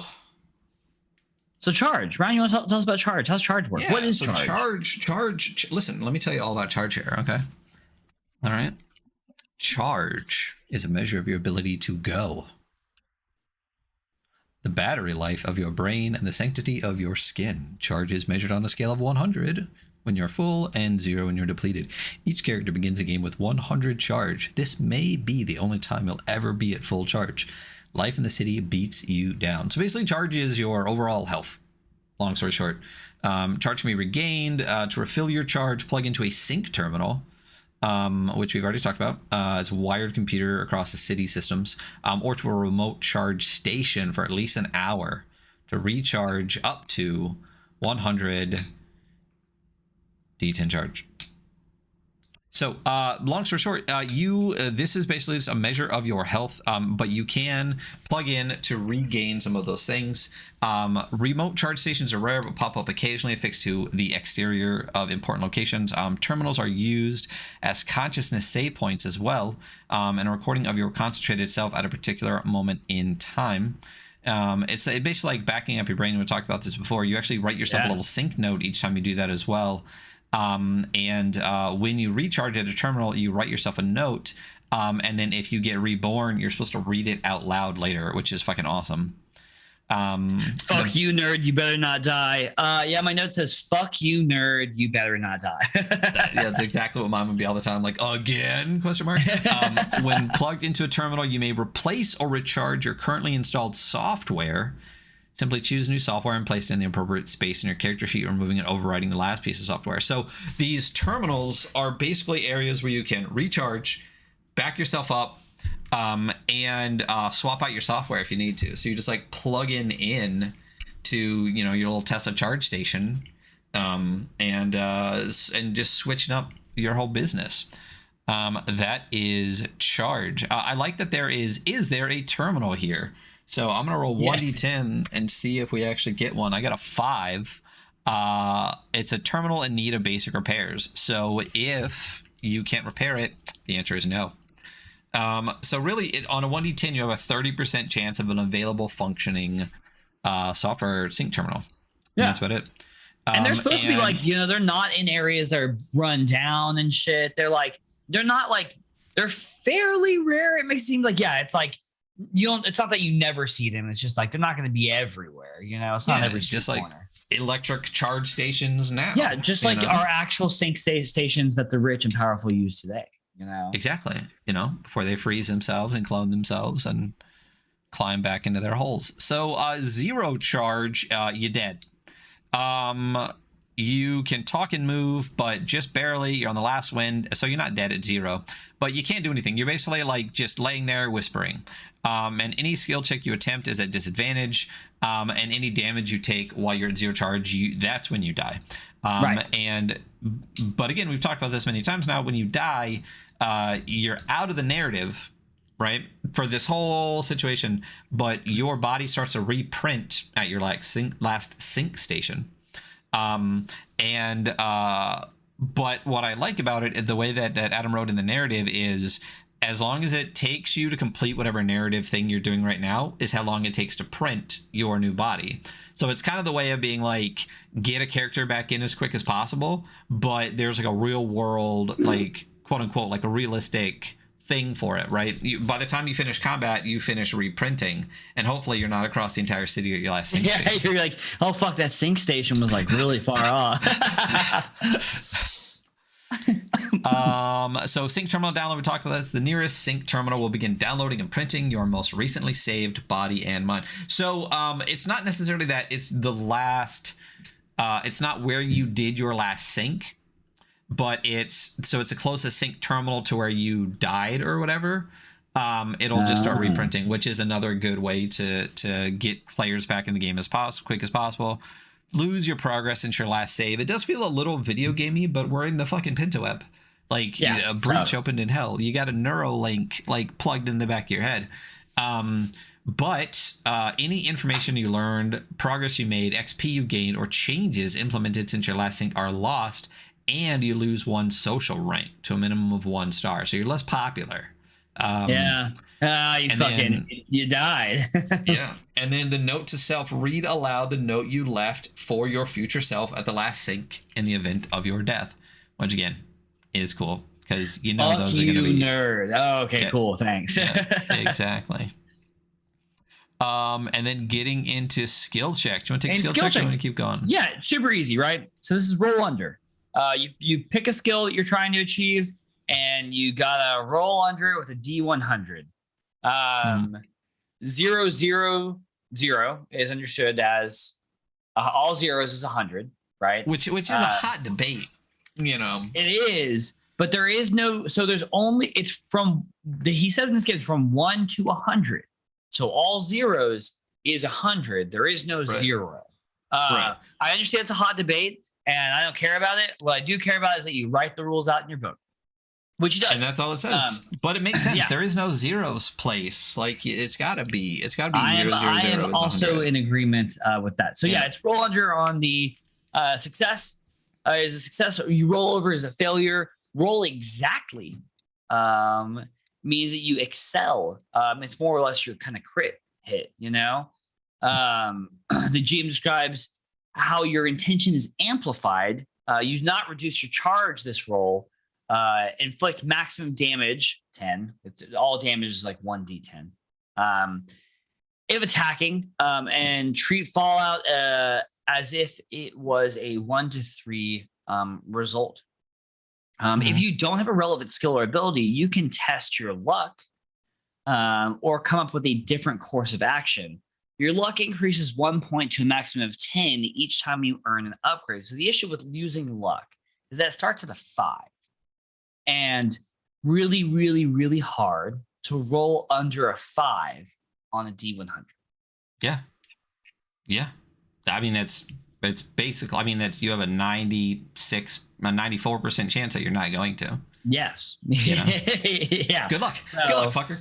What's interesting that I like about the skill checks and Fallouts, so for example, if you succeed, right, rolling under your skills threshold means you succeed.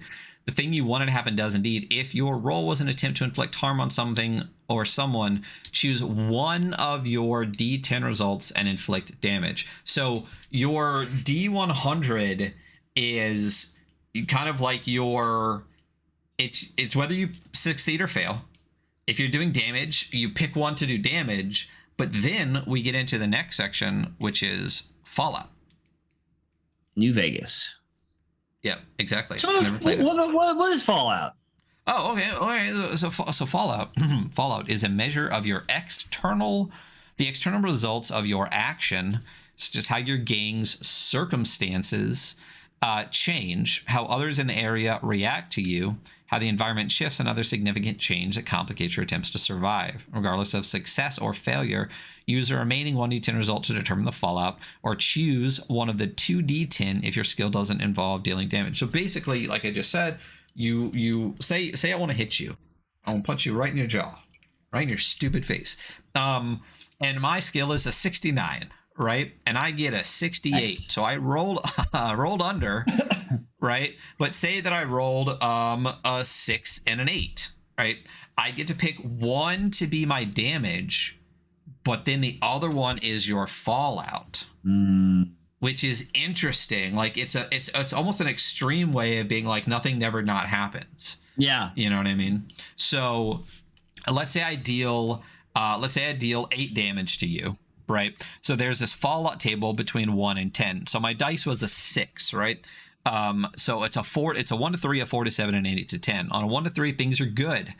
like nothing changes. Circumstances change in your favor even, right? You're doing good. I punch you, good stuff, right?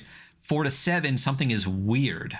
It might get messy from here, but you have to take time to, but you have time to make out a plan. So basically, like, it's a precursor that something, that shit's stirring, right? Yeah. And then 8 to 10, shit is bad. It's bad and getting worse quickly. So listen, I know we swear a lot on the podcast, but like, shit is bad is what it really says in the book. Like, it's not just us this time, right? So things are bad and getting worse. So on my 68, I choose a 6 and an 8. I hit you for 8. And my 6 is something is weird. So something is going on, something more after my roll. So some complication is on the horizon. So it's really interesting the way that you can fully succeed on what you're trying to do, right? Yeah. But shit can still go wrong for you. It can still get worse. Yeah. It can get worse, which is fantastic. So really, like, there's never, like I said, there's never something not going on, and you can really decide whether you want to do better for you, so you do more damage, or do something different with your skill, or you want the entire party to like potentially suffer by putting your higher number into your fallout and stuff, which is really, really interesting. You can kind of just do it to stir things up sometimes, you know, like you'd be like, yeah, fuck yeah, I'm gonna put my higher number in the fallout. I want shit to get fucking worse. Exactly. Yeah, very cool. So after that, we have assistance, which is just like, I said, someone's helping you. You can add +5 to your threshold and roll as normal. The assisting player rolls an additional 1d10, which can be used as the fallout result, only as the fallout result. On failure, that deals damage, both characters lose the same amount of charge. Mm-hmm. So because when you hit that failure, instead of like doing damage and doing a fallout, you have to pick a die that injures you and has fallout. And that's where it's like, all right, so I failed. I got a 99, or let's say I got like a 94, right? So I have to go, well, fuck, I failed, right? But do I take 9 charge damage against me? Or do I choose it for my fallout and something bad happens to all of us? So you got to decide whether you're going to look out for number 1 or look out for the homies, you know? So I love it. We're all going down, babe. We're all about to reprint to the sync station. So right? I think I love this mechanic. I really genuinely do. Like something always happens. Yes, totally. There's a lot of dynamic action in this game at all time, narratively, combat wise. Advantage is a pretty easy rule, right? So this is a 2d10 system. You're always telling what is the 10 and what's the 1 spot. But for advantage, you still roll as normal, but the lower one is always going to be the 10s. It's a roll under. Disadvantage, roll as normal, but the higher one is going to be considered the 10th spot. That's it. The only thing with this, and this is the question that I have when I was reading it, advantage isn't really advantage. That's what you would normally do anyway, don't you? No, you say this is the 10, this is the 1 spot. Oh, you declare it beforehand. I think I must have breezed over that. So, yeah, I guess that makes sense. So, well, that's a boon then. Yeah, obviously, yeah. Absolutely. You just get to, you don't have to pick. You get, okay, well, that makes sense. And that's clean. I like it. It's great. I love this. And the cool thing about this too, I know that this is all 10s, but you could easily, if you wanted to turn this into like 2 anything, 2d20s, 2d6s, like anything you want. The math gets a little different and weird because percentage wise, 100 works out really well. Yeah. Easy though. Yeah. You could also drop it down. Well, no, you can't drop it down to 110 because you need the second of the dice. It's a great system. I really, really, really enjoy it. It's a lot of fun. Yeah, it's a good time. We have some examples of play. We love us some examples of play. 3 examples of play. There's I think there's success and damage. There is assistance and excelling, and then disadvantage and failure. They're all very easy to read, good reads. I really encourage you to buy the book and read them when you're going through it because they're all very straightforward, you know? Straight up. Buy the book. Oh, tell me. Buy this. Really? I need more projects in this world, so I need you all to purchase this book. So I want third-party Cybermetal content. Yeah. Like I want this shit. I know that Adam is expanding the world and adding more DLC, but they're on tour for the next like 6 weeks. So make stuff. Yeah, and I will. I'll be at that tour. So woo. Fuck you. On one day. I don't know if I'll ever go to a concert again in my life. We'll see. All right, hit us with them gear and gadgets, son. Gear and gadgets. So you got stuff, right? And you got things that does stuff. Then that's it. That's all there is to it, you know. So you have inventory slots. You have a maximum of each character has 6 inventory slots on their character sheet. Each slot can contain 1 item. Multiples of a single item only take up 1. Very normal rules, you know. A bundle of things is 1 thing. Citizens are expected to have a few basic things in their pockets, like rubbing utensils, sunglasses, playing cards, a lighter, and simple shit you'd reasonably expect to find in the bottom of your purse or backpack. These basics do not count against inventory slots, and they don't offer any benefit to dice rolls, but instead to act, you know, there are things that you have that you can use narratively, right? Like a pencil is not going to help you on any dice rolls, but you know, you can write stuff down with a pencil, like, you know, it'll help you outside of that. Oh, big yawn. I apologize. I'm still waking up. I mean, even though it's 11 a.m. now, but I did wake up, take the dog out, and then immediately sit down. So it does make waking up a longer process. Grading.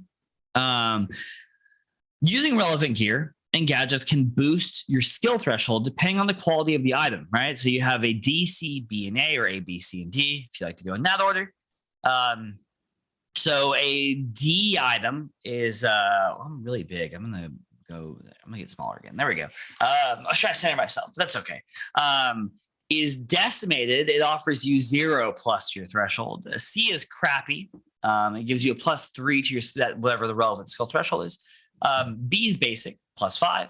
A is amazing. It gives you +10. If you use an item for a skill check, but it fails, reduce the quality of the item by 1 rank. C items reduced to D. Useless until fixed by an expert.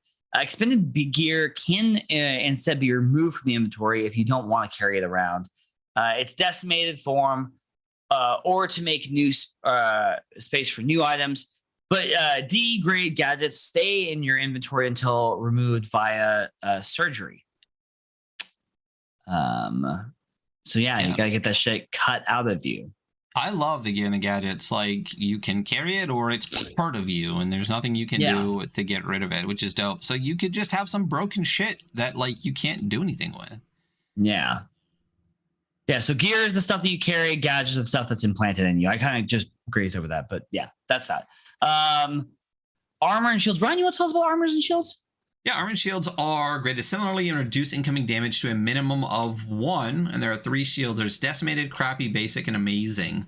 And this is basically the amount of damage that it can soak. So A grade. I like that in all of this, like, it's decimated, crappy, basic, and amazing, but it's just A, B, C, and D. Like, I like the tiers, how it's like all broken down like that. Each time an armor shield tier, there should be S tier. Be special, you think? Super sexy, super sexy, super double sexy S tier. Yeah. No. Each time an armor shield reduces damage in this way, it decreases by 1 rank, which is cool. So like your armor, it doesn't soak forever. Every time it'll reduce 3, right? And then it goes down. And then it'll reduce 2, and then it goes down. So it's not like a flat number across the board. It like levels down. But every time it does, it breaks. I really like that system. Decimated armor does not work to reduce damage until fixed by an expert, etc., etc. So there are tags within the system. Tags are special exceptions to the rules granted by particular abilities or conditions assigned to items. Like skills, tags are subjective, and they can be narrative focused, mechanically focused, or anywhere in between. A gadget with the tag loud might not have an effect or skill check or dice rolling, but offers a flavor for potential fallout, which is great. And then we continue on into crafting. The citizens of Pentagram City are scrappy. They make do with what they can find, and from a young age, they learn how to craft things. This is a really cool, like, image of a vermin. Yeah.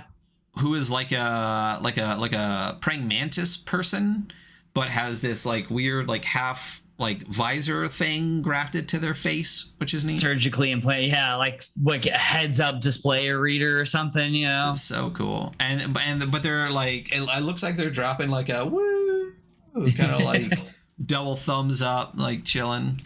And then, so crafting can be used to make gear from component parts. It takes at least an hour to do that in narrative time. You cobble together pieces.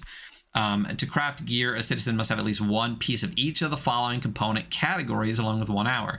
You got to have power, like batteries, plugs, generators, whatever. You got to have a fixture, not a fixture, like something to affix things like tape, glue, bolts, wires, all that stuff. You got to have an accoutrement, which is magnets, crystals, teeth, fire, or whatever. So you need at least, and a base, which is steel, plastic, ceramic, glass, something like that. So those are the 4 things you need. You got to have power, you got to have something to stick it all together, you got to have a base to put it on, and you got to have something to do with it, like magnets or something like that. Teeth are the best. I would rock teeth all the time. Double stars. Citizens can craft online gear that does not require a power source, such as bludgeoning weapons. Offline gear. The process remains mostly the same, but the device cannot be graded higher than a B, and a 1 to 2 result on the grade roll are treated as a 3 to a 5. Once the gear is assembled, you roll 1d10 to determine its grade. So that's really cool that like whatever you're trying to make, you then immediately roll to figure out if you did a good job or not. Yeah. And lower is better. So it's a D10. 1 to 2 is amazing. 3 to 5 is basic. 6 to 9 is crappy. 10 is failed. Yeah, it all broke. Your components are broke. Everything's broke. You're done fucked up. All the components are lost in the process. Like, oh shit. Yep, it all just explodes in your hands. There's more examples of play. Love all the examples of play here, even for this like crafting situation, which is cool. Yes. And then another big piece of art. Surgery. You want me to keep going? Surgery. Yeah. So for surgery, the installation of technological devices into flesh is particularly difficult and painful procedure, even for the mechanically and biologically inclined. So this is for like putting your gadgets in your body. Whenever you're receiving a surgical procedure, the player makes a surgery roll, and how that roll works depends on who the fuck's performing the surgery. If you're getting the surgical,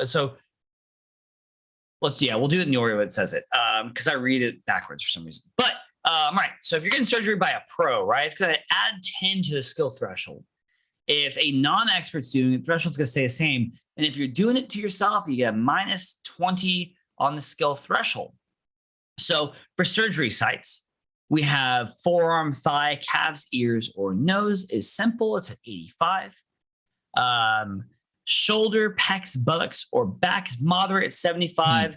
Knees, elbows, chest, stomach, face, throat, or genitals is difficult at 65. So if you're getting a pro to do this, that adds 10 to each of those thresholds for whatever you're trying to install. Like them butt implants. Yeah, trying to get my BBLs. Even those Kardashian 9000s. Yeah, absolutely. You know, why would I go to the gym and work for it and make it look good with my entire body when I can just do just my butt with little stick legs and look like a fucking weirdo insect? Yeah, but then tell everyone that it's supernatural, man. Supernatural. Yeah.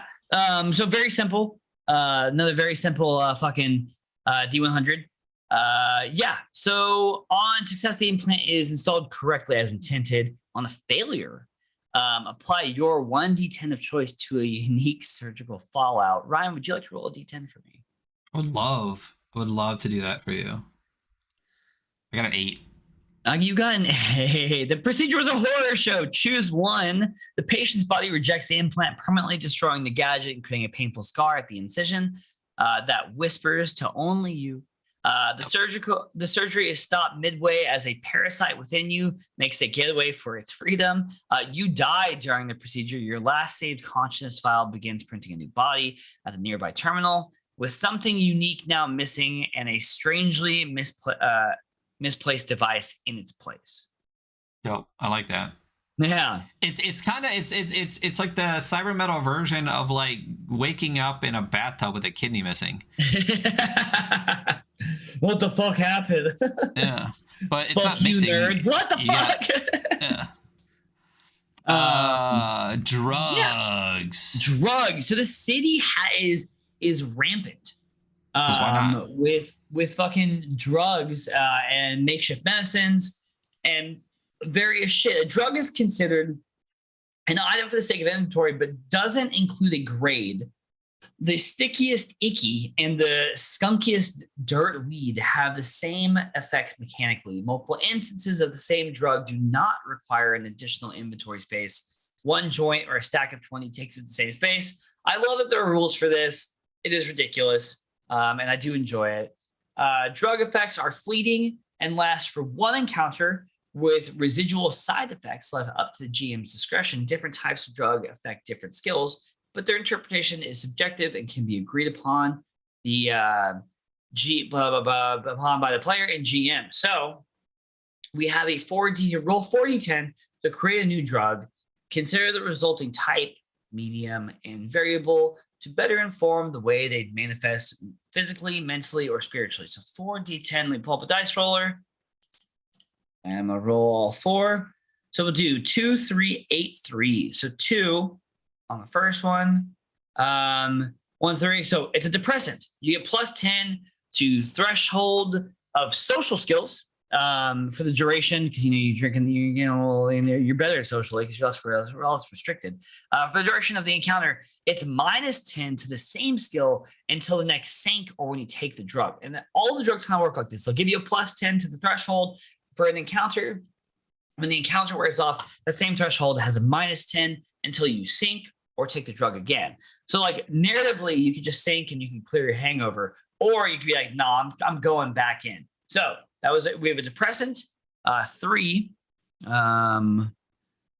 which is going to be spirit or carcass, and then 8, which is egg or hunger. It said 4. You could roll 4d10 to create a new drug. So there's 1, 2, 3. I got 3 things up here. Where's the last one? Well, roll 4d10 to create new drugs, considering the resulting type, medium, and variables to better inform how they manifest. So,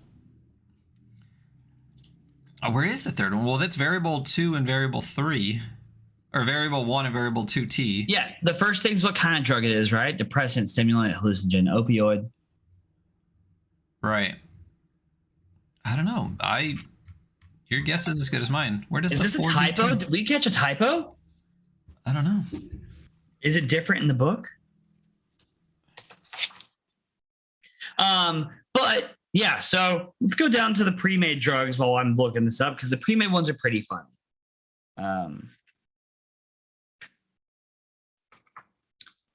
Page 54. Yeah, so pre-made, you got the devil's lettuce, which is depressant weed grown in the radiated post-war hell, still provides one of the most common and friendly highs in the city.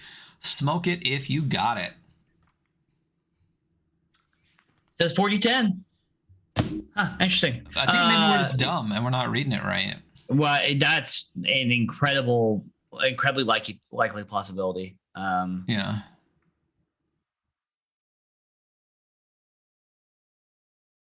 Drug effects are fleeting and last for one encounter with residual effects. Different types of drugs affect different skills, but their interpretation is subjective.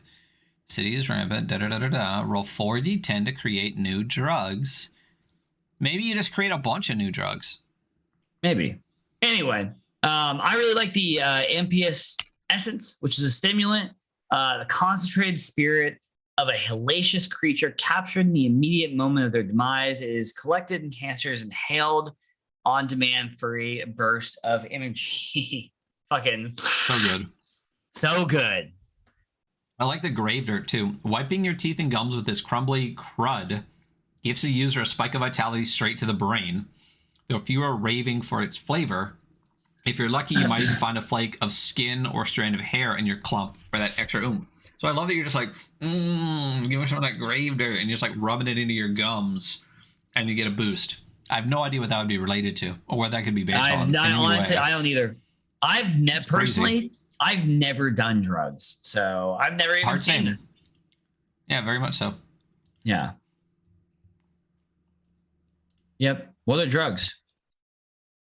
I don't know. I you know what? When I was young, I saw this ad on TV where someone's got like a frying pan and a stove, right? I don't know if you saw this.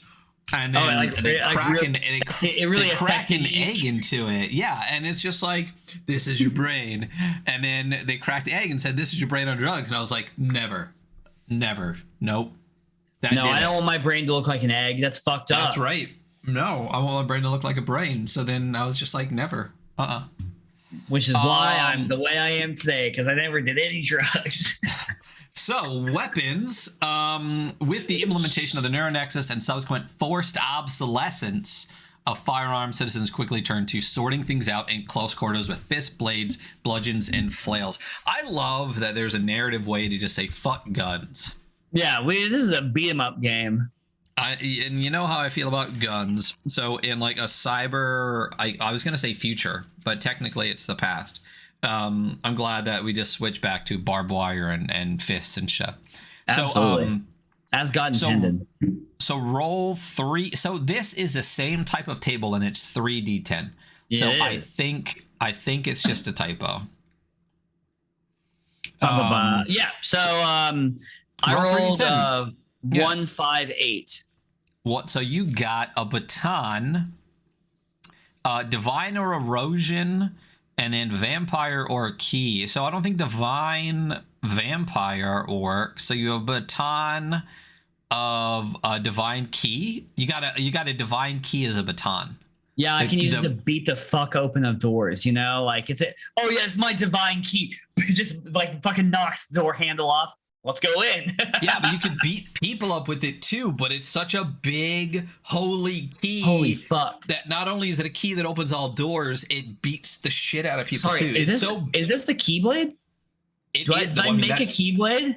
But imagine like a key baton. Yeah. Isn't that what the Keyblade is? But it's got like a hilt and like a whole fucking thing. Very true. Like shrink that down, and instead of like a hilt, it's got a little strap for your wrist, like a Wiimote. And then you got a key baton. Like a Wiimote. Can't be whipping that into the TV. Yeah, that's a cool weapon. I actually want to do this. I want to roll 3d10 and I want to create a cool weapon. I got a 1. I'm gonna re-roll that 1 because I don't want a baton. But I got a 7 and an 8. I rolled. Okay, stop rolling. Okay, 3, 7, 8. So I got a handheld. Gas virtual vampire. Yeah. So I just pick virtual or gas and vampire or key, which is the same thing you had. So I'm gonna flip it up. It's a handheld gas vampire. So I shoot something out of something in my hand, right? Like I have some handheld item.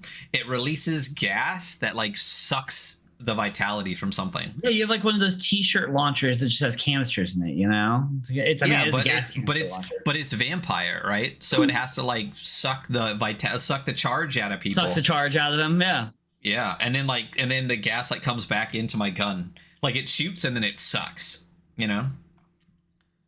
Yeah. Yeah, it does. There's some examples here. It does. Yeah, the martyr thorn is cool.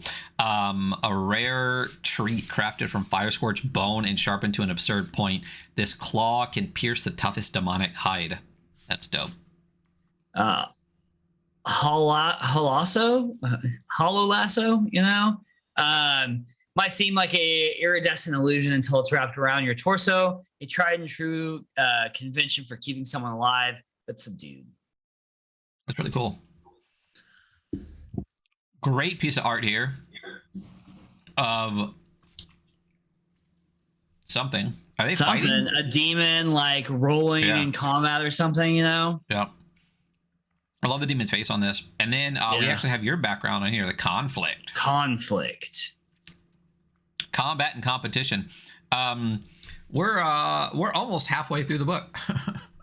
COD. Yeah. The lore go a little bit faster. I mean, we're still hitting a ton of mechanics here. Very true. Enemies. All right. So the foes you face in Pentagram City are not so dissimilar from yourself. People trying to survive in a world full of hate, though those methods of survival may be at odds with your own, which leads to issues, which could lead to face-to-face physical violence. Like the characters, so this is explaining how enemies work. Enemies have charge. When an enemy reaches zero charge, they're incapacitated or killed. Enemy charge is noted in parentheses next to the enemy's name. It's like this: Demonic Tormentor, parentheses 16, parentheses. That's their charge. The characters can deplete enemy charge with actions. Sentient enemies will with less than 10 charge often try to escape or reach some sort of agreement rather than fighting. Thank fucking goodness. Yeah. Shit, don't fight to the death. Some enemies have additional information like strength, weaknesses, immunities, etc.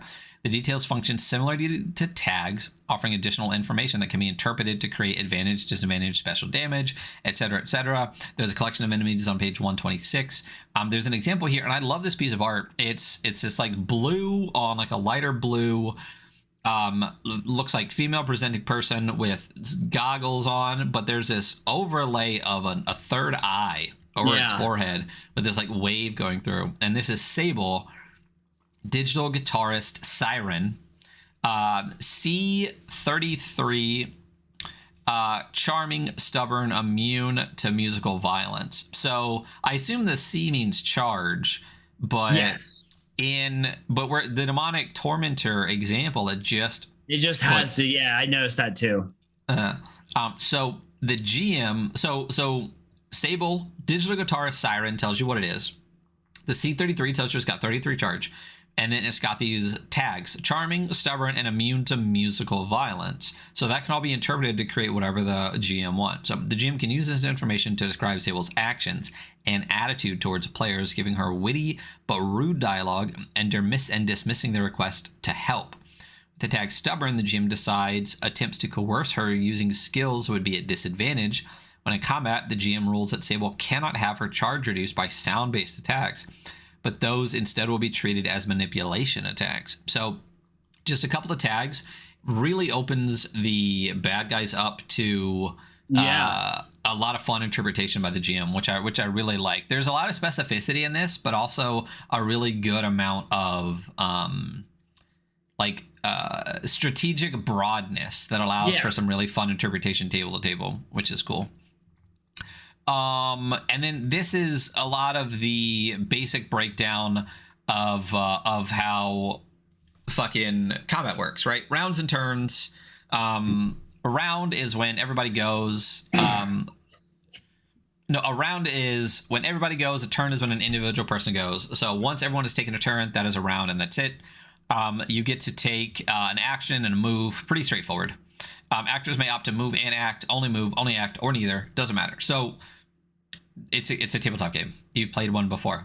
There's no one listening to this right now that has never played a tabletop game or has no idea what a tabletop game is. You got it. But hey, listen, if you are listening to this and you've never played a tabletop game, I don't know how you found us, but welcome. Play this one. And play this one. So an action is anything that involves a skill check. Typically in conflict, this action is attempt at violence, but manipulation stuff also works. We already talked about how that works. You describe your intended action, choose your affiliated skill, roll your 2d10s, which is a d100, compare the results, assign damage, assign fallout, etc., etc., etc. Etc. Movement. There's 4. It's about 20 feet, but it's abstract. It doesn't matter. There is close, which means within striking distance, near, which is 5 to 20 feet, far, which is after 20 feet, and out of range, which is farther than far, out of sight, or way the fuck away. So 4 standard movement ranges, which is pretty straightforward. We love it. Yeah. Combat order: combatants act in teams, enemies versus characters and allies, with every member of a team taking a turn before the other team. Within a team, characters can act in any order. Once each member of a team has acted, the other team reacts. Once every team has taken a turn, a new round begins. That's it. So good guys go, then bad guys go, then good guys go, then bad guys go. That's it. Initiative. The group that instigated conflict acts first in combat. If it's not clear who instigated, the enemies act before the characters. I like that little fuck you. I like that it's not tie goes to the runner and things like that. It's bad to be in combat, so enemies get to go first. If characters are ambushed, the street gang takes all of their turns before the characters. There you go. Damage, we already talked about this. Inflicting damage introduces charge, bringing their material body closer to demise. Armor and software can reduce the amount of damage rolled. Successful checks deal damage to the target, dictated by the player. Failed checks deal damage to the player. We've talked about that already. I like that there's a little bit of redundancy to some of it without basically copy pasting the rule specifically. It does read a little bit differently, but yeah. So defense, players roll skill checks to avoid, absorb, deter, or deflect, or otherwise avoid incoming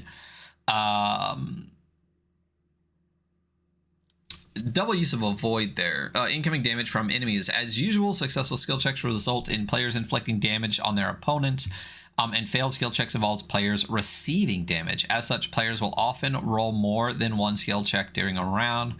For the sake of clarity, these defensive maneuvers are not considered a player's turn, but instead a reaction. So I really like this. A DERF does a similar player-facing mechanic where each side gets a turn, but the players still roll defense against the bad guy's attacks. But the difference in this, much like DERF, is that either side can do or take damage either turn. So if you're trying to attack, you could end up taking damage. And if you're trying to defend, you could end up dealing damage. So I really like that. I think it keeps... One thing I really enjoy about using those mechanics, both in this and in DERF, is that it keeps players invested when it's not their turn, because you have to be prepared to do something if something hits you as well, which is really cool. Yeah. Manipulation is a means of molding a situation to your advantage without inflicting harm. Moving someone towards a trap, knocking down a server tower to create an obstacle. I like this. I haven't seen this a lot in other things. Yeah, this was really interesting when I read through. I was like, oh, very cool. Makes a lot of sense, right? Yeah, the non-violent actions of combat or whatever. Yeah, and moving people into situations that are worse for them, which is cool. They're considered manipulation attacks. They consist of attacks with the player's goal of wrestling, tying up, knocking over, distracting, disarming. I like that this is considered a separate type of attack instead of just like lumping it into some like opposed check or some bullshit, right? These attacks don't deal damage. Fuck that game, right? What game are we talking about? Well, you'll never figure it out. Some fucking game. To perform a manipulation, describe your plan and then roll the corresponding skill check. A success, the manipulation works as described, shifting the target's circumstances. The actor still picks a fallout die as normal, which may compound the result. And failure, the manipulation has unintended consequences, incurring damage to the player character. So if you're trying to manipulate somebody, if you succeed, you do it, but there's potential fallout. But if you fail, you actually take damage. So if you want to manipulate somebody, you better succeed.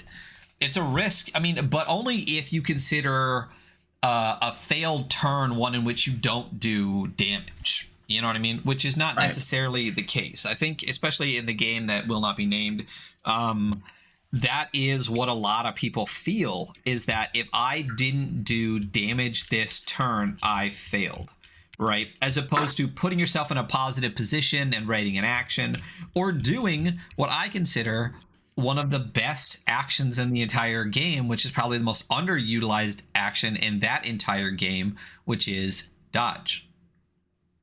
People will often move and do nothing when you can move and dodge. So just because you didn't do damage in a turn doesn't mean that you didn't have a successful turn. And I like that manipulation kind of feeds that into the game a little bit, which is cool. I do too.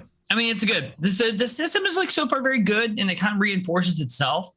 And it's really dynamic. There's a lot of moving parts, not like overwhelmingly so, but there's a lot of stuff happening in the spaces where stuff usually doesn't happen in games. Right. I really do like that. Yep, it's just well done. Non-violent competition. We just talked about this. Not every conflict has to be settled in blood. Some gangs prefer you could do a fucking skate off, bro. You could do a race through a canyon. You could do a dance battle. Yeah, it's fucking dance battle, bro. Dude, yeah. I lose. Yeah. These competitions are structured like combat. Each actor gets a turn to make actions. Damage done to charge represents the competition rather than a measure of physical health. And certain competitions may subvert the combat order for the sake of show, like a drag ball, trading off a player's turn for an enemy turn rather than having groups act as teams. So I do want to read this example just to solidify this a little bit more in the listeners' minds here.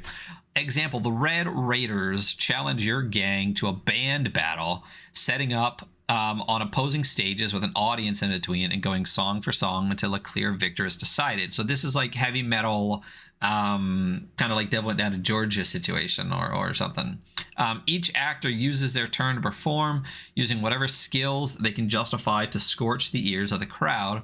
A demon using Amplify to rip a brutal double bass drum solo rolls a skill check the same way they would in a fight, reducing the enemy drummer's charge upon success.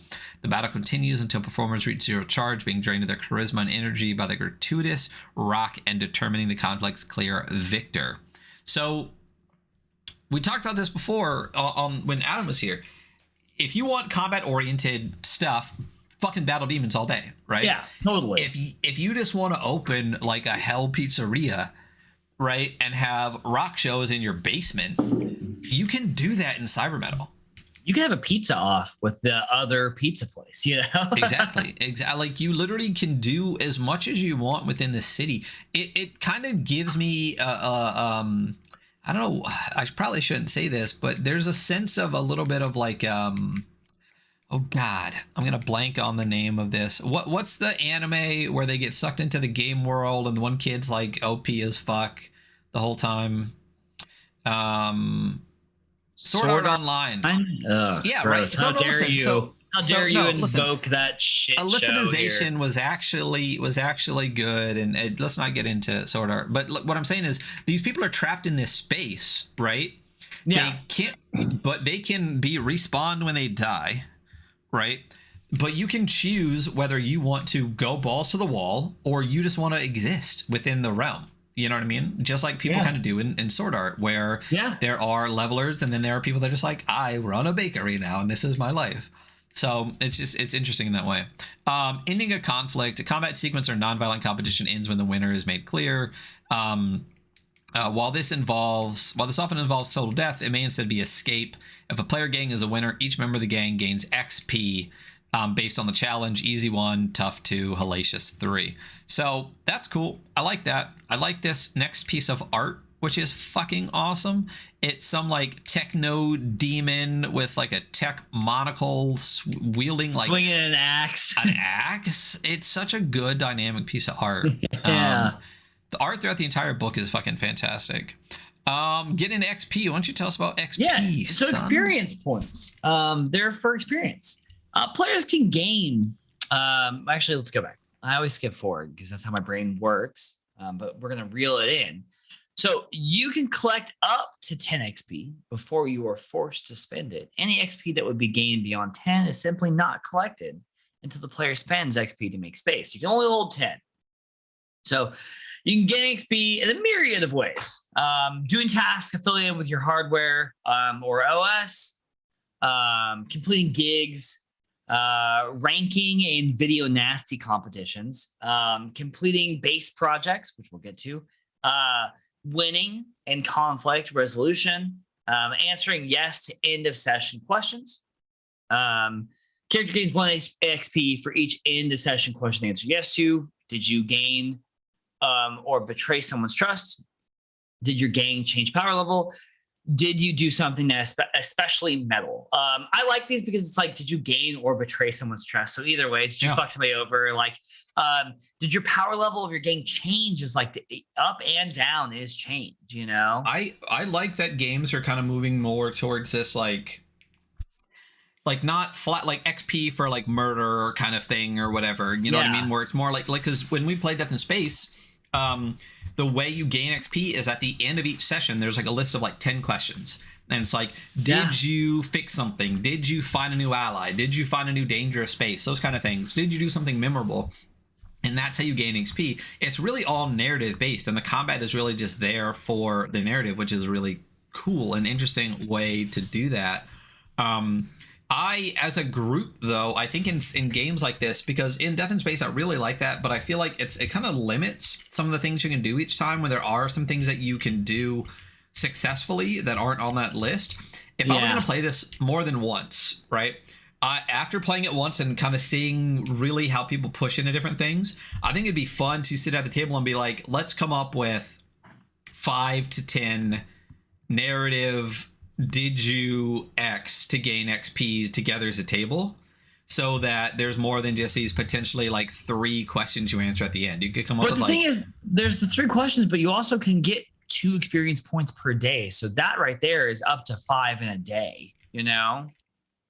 Yeah, I mean, but I think just potentially a different variety of types of questions. So like, did your gang change power level, or did you do something metal? Like, I love these. I'm just saying, like, you could come up with like 2 or 3 more that would be interesting, especially if you want to say you're coming up with a specific adventure, right? Say you're going and say you're doing some type of like dungeon thing or whatever, a dungeon full of like big ass bugs or whatever. It could be like, did you swat 5 bugs? You know what I mean? Something like that. And it's just like, if the players know the direction you kind of want them to go in, you can encourage behavior by giving them rewards for their XP in the same way tasks can. You ever seen the movie The Warriors? No. Oh, well, never mind. I know the whole like the bottle thing, and I don't remember like with like the come out and play. I was just thinking this would be a great game to run, like you could run the Warriors in it, because the whole concept of the Warriors is like a gang traveling through a bunch of other gangs' territories trying to get home. And I was like, that would be dope. Like, that would be this rife, like fucking, you could fight, you could do dance battles, you could do fucking, you know, baseball batting contests, because there's some baseball enemies in that one. Point being, yeah. So yeah, I think some narratively, like with your adventure specific questions would be really cool. Yeah. Move forward. Upgrades. How we get upgrades? Upgrade you. XP can be spent for upgrades. Players can spend XP at any time. With the following anytime with the following costs / benefits. So 3 XP, you can reroll a skill check. So you can do them whenever. Roll skill, you fail, you reroll it. 5 XP, you can change social rank up or down 1 star. And for that, you get to describe how, like what you're doing that's making the public opinion shift. For 5 XP, you can add new plus contact to your list, explain how you met them, and find common interest. They have something to give you next time you meet up, a juicy piece of info, gossip, a trinket, a favor. 7, absolve a single medium blood debt, which is a fairly decent sized blood debt. You owe another character. Explain why this character forgave your debt without active repayment. So you actually have to my debt got repaid. Why? How? For 10 XP, you can add a tag to a single item that's gathered to the gear. You can give it something special. Or for 10 XP, you can gain 5 skill points to distribute however you wish, but never more than 80 per skill. Pretty good. Yeah, it's a solid way to do it. I like that there's like multiples of 5, multiples of 10. There's like a lot of different things that you can get from each one. Yeah. It doesn't look like a huge list, but it also doesn't feel very limited. Like I feel like it rewards the things that you want to do. There's also a lot of active stuff. There's a lot of like in the moment stuff. There's some permanent character changes. Like I like it. Mm-hmm. Here's a cool. It's fucking. No, I'm sorry. Yeah. And I use pages, not spreads. But if you're looking at the spread, it's this 2-page kind of spread here of this person like jacked into something, some helmet, and they are buffering. What does it say on the side? Additional concepts and supplements. That's what it is. I love this. First of all, this logo across the top, this blood money across the top is fucking dope. So this is the moolahs, people. The dollar is dead. No gold standard, no freight shipments, no nothing. Instead, we figured out a system that works for us. I love this. Fuck money. No guns, no money. I mean, how do you not like this system? I don't have I don't have a 4-page list of the cost of things, and then modifiers for all the different ways that list is completely obsolete if you go from city to country. I mean, come on. Barter and trade pull heavy weight among the citizens of the city, allowing for simple exchanges of necessary resources, which is awesome. Manual entry ledgers quickly grew long, and any attempts at an economy resemble the old was fruitless. The lack of normal trade caused tension. With the one rule, do what thou wilt, so they created blood money. It is shortened to a B money sign. When an individual finds themselves in debt to another and unable to offer a suitable favor or trade, they pay in blood.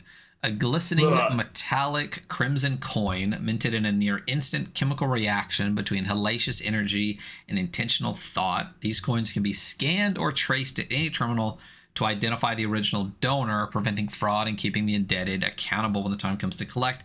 The quantity of blood is proportionate to the size of the debt.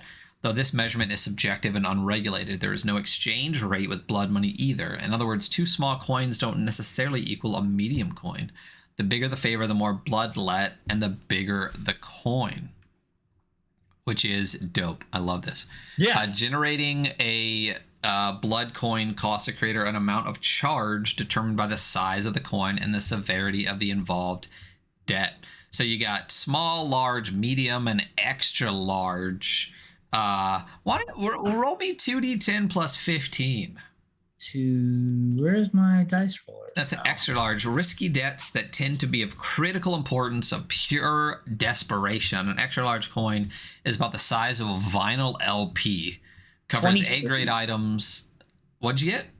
23. That's how much charge you'd have to spend to get an extra large coin. It's a lot. It's a lot. Most merchants do not exchange extra large coins because of the risk involved and the unlikeliness the debtor will make good on it. Crazy. Yeah. We got Lucy here. Our little tip guide, our little happy pentagram. Some people just don't care. A medium coin is just a medium coin, and they're gonna forget the context, and that's okay. If your group is particularly ruthless or lazy, skip the ledger and buy sell debt on a whim. It surely won't cause you big bloody problems later. So right. Tracking blood money. Character sheets have a space to track very rudimentary measure of debt, how much blood money you have. For further tracking, including inbound and outbound debts in detail, your group can share a ledger sheet, which is actually on page 136. You can actually get a blood ledger sheet. Here you can detail the size of the coin, the person whose blood was used to make it, and the debt it was created. I love this concept. It's like, it's all barter, but what happens if you really need something, you don't have anything to barter? Well, blood. It's like it's an IOU, you know, it's a bloody IOU, you know, straight up. Also think of like that, like you use this debt, right, to purchase something, and then someone else purchases that debt from someone else, and eventually down the line you have some demon come to your door, be like, yeah, you fucking owe me.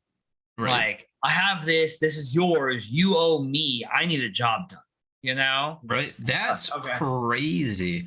It's interesting how that goes with the one rule, though, selling debt to somebody else, because do what thou wilt. I mean, I guess you owe, so your what you owe just changes and changes. But the thing is, if it's a medium debt, it can only ever be a medium debt, right? Right.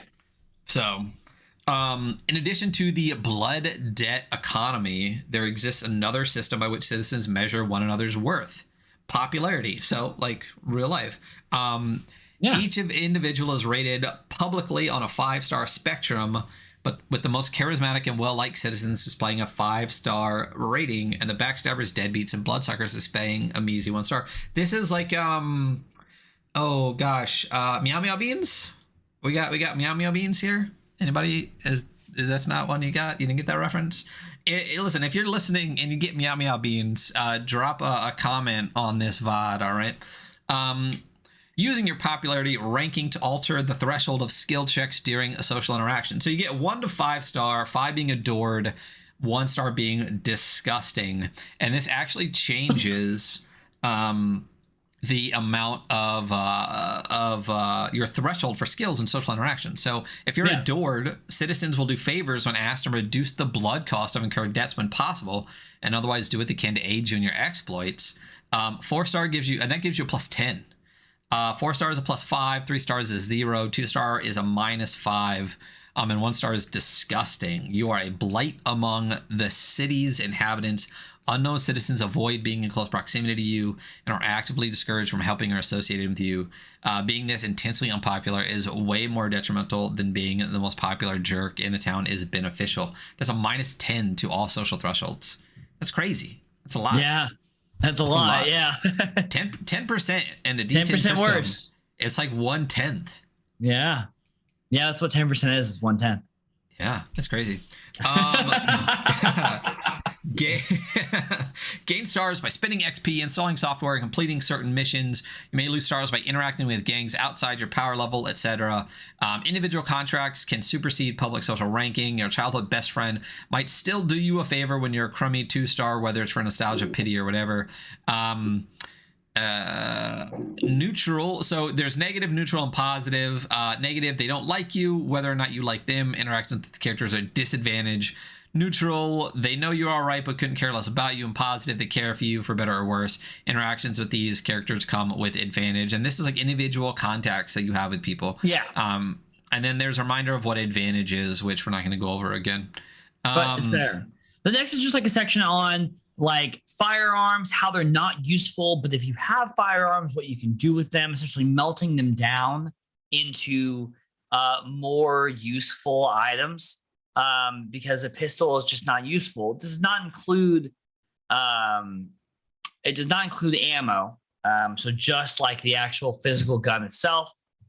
And it kind of goes over the lore of like why guns are not useful anymore, which we touched on earlier. It's the frequency shift or shifting, which has now become like a daily practice as natural as breathing air. But yeah, it's a very interesting lore implications, you know. Yeah, I love that guns are obsolete. Like I really for so many reasons. One, I can only imagine that first of all, guns to me, like depending on the setting, are just like uninteresting a lot of the time. Right? Like you just stand out at the edge of a range and just, okay, well, I fire my gun. Okay, well, I fire my gun. Okay, well, I fire my gun. Okay, well, I fire my gun. You know what I mean? It feels very limited, but also in the social context that we live in right now in the world. Yeah. I think removing guns from play in this kind of system, you basically made Pentagram City. It basically made kids in Pentagram City safer than anywhere else in America. Which is insane because you're literally surrounded by hell flames and demons and like talking cockroaches and shit, you know, which is just an insanity in the world. I do love this fucking art though of this person in like a gas mask, cross with barbed wire. So fucking cool. But yeah, don't really need to go over that too much. I mean, again, like you said, they're basically worthless except to be traded as things for other. Yeah, some of the stuff we're gonna skim. You know, we're pretty deep in, and there's some cool stuff in here. But this is probably the section that I read the deepest, and so I'm fine to like give you guys my summary on it. Yeah, just go. So let's talk about the video nasties. We talked about video nasties a little bit. It's almost like the weird fail comp TikTok of the Pentaweb. Basically, it's like video recordings that are played everywhere, that are like almost like competitions or challenges for the people of Pentagram City to join in on, to like kind of build up their rep, you know? There are hit lists, which are like the videos that people want to see, and they're seasonal. They're like a pseudo scavenger hunt to display sweat and swagger, I think is what it says. Yeah. And then raids, which are a pop-up phenomenon of massive scale for fresh carnage, which is like the most video game thing in here. But I don't really mind it. You know, I really just don't in this setting. I'm like, I'm okay with this. It's kind of funny. But I mean, it like, how would you not, if you lived in that world where you can literally like have save points and respawn when you die, not feel like it's a fucking video game? Because realistically, you could just be like, fuck it, sync, I'm going out. Boom, boom, boom, boom, boom. You know what I mean? Just like do whatever, and then just be like, well, that didn't work very well. You know, And what's interesting about that is, since realistically you can't really die, but you're still you every time, that like popularity aspect of all of this comes into play, because that's lasting consequences. You can't just not give a fuck about your body at all if your social aspect comes into it, because anything you do has lasting consequences, because you just reprint. So yeah, I super agree. Yeah, you're playing one character for like the game. Right. I mean, I would let people switch out characters, but like, for the most part, it's like you're you for the game. Yeah. So your social context always carries with you. So meow beans. It is very interesting. But yeah, so the hit list. You get points for performing hit list requests. These can be seasonal, tied into promotional events. They're weekly, I believe. Which are, so you get points for performing hit list requests, which are tracked on the character sheet. Hit list requests can only be completed once, and it maxes out 100 points. To perform the request, roll a skill check. If successful, gain the associated points. So some requests like crash a vehicle into a building are obvious, while others like make a soulless one's head spin are more subjective. It's really up to your discretion and discretion of the table. More or less. Making a hit list. To make a hit list, create around 20 objectives for the players to pursue. Most objectives are worth 5 to 10 points, with a few difficult ones enticing 20-point options. At the end of the hit list period, generate scores for the competitors equal to double the number of players. Use the name handle generator on page 130 to give personality to noteworthy competitors. Roll a D100 to determine their scores. Those who score especially high may interfere with the player's ability to rack up their own scores and become interesting antagonists for your world. Very cool. Below, there's an example of a hit list, right? So this one's Exodus, and basically it's a celebration of the anniversary that the government evacuated at the end of Hell War, and this is called Exodus, right? So there's some 5 points, some 10 points, some 20 points. A 20-point example is evacuate a city block. Let your scream echo through an entire district. A 5-point is deface a monument. Hold a sky burial. Hack an aerial drone. Winning. There can only be one individual winner winning the hit list. You get 10 XP immediately, and +1 star popularity, and a random A-grade drug or weapon. Dope. Very cool. Dope. And again, another just awesome piece of art. Yeah. This one's much more abstract than some of the other ones, but I love how many like full page pieces of art go throughout this entire book. Like, it really helps break things up, and on top of like the individual every single individual page in this is different. Yeah.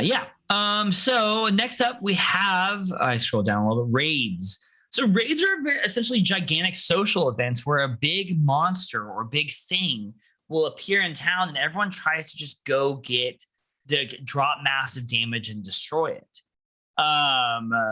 They're larger in life beings using advanced holographic projections, risky summoning rituals, or other abstract means. It's like a 20 to 100 foot tall like monster that everyone goes after. Raid creatures are massive. Rather than charge, they have like a raid rank, which is between 1 and 10. 10 being like the most difficult thing possible. Rank is displayed similar to charge, right? It's the name and then parentheses. So Spectral Reaper has a raid 5. It's 60 feet tall, and it can phase through buildings. Competitors must creatively and explosively inflict harm on the raid creature. And it's kind of like the other thing. It's just like you're trying to do the most ridiculous thing you can. It kind of reminds me of like the unwritten rule with funnel adventures, which is like to try to get the most spectacular death you possibly can. But this is like just try to do the most spectacular damage dealing thing that you possibly can. To get points, you take actions and roll skill checks against the raid creature. On success, get points equal to the damage dealt. And on a failure, you take damage equal to the creature's like raid rank. So for a Spectral Reaper, it would be 5. Fallout still works as expected, choosing one of your 2d10s as Fallout value and comparing it to the table. Yeah, you can comparers can use this to get a lot of points in a short amount of time, but a heightened risk of losing swaths of charges on their failed attacks. Very cool. Just a big social event. You can bump into the citizens and try to blow some shit up with them, and it's a very alive world. You know what this reminds me of almost more than anything, the entire game in general. Have you ever watched Kekai Sensen, like Blood Blockade Battlefront? No.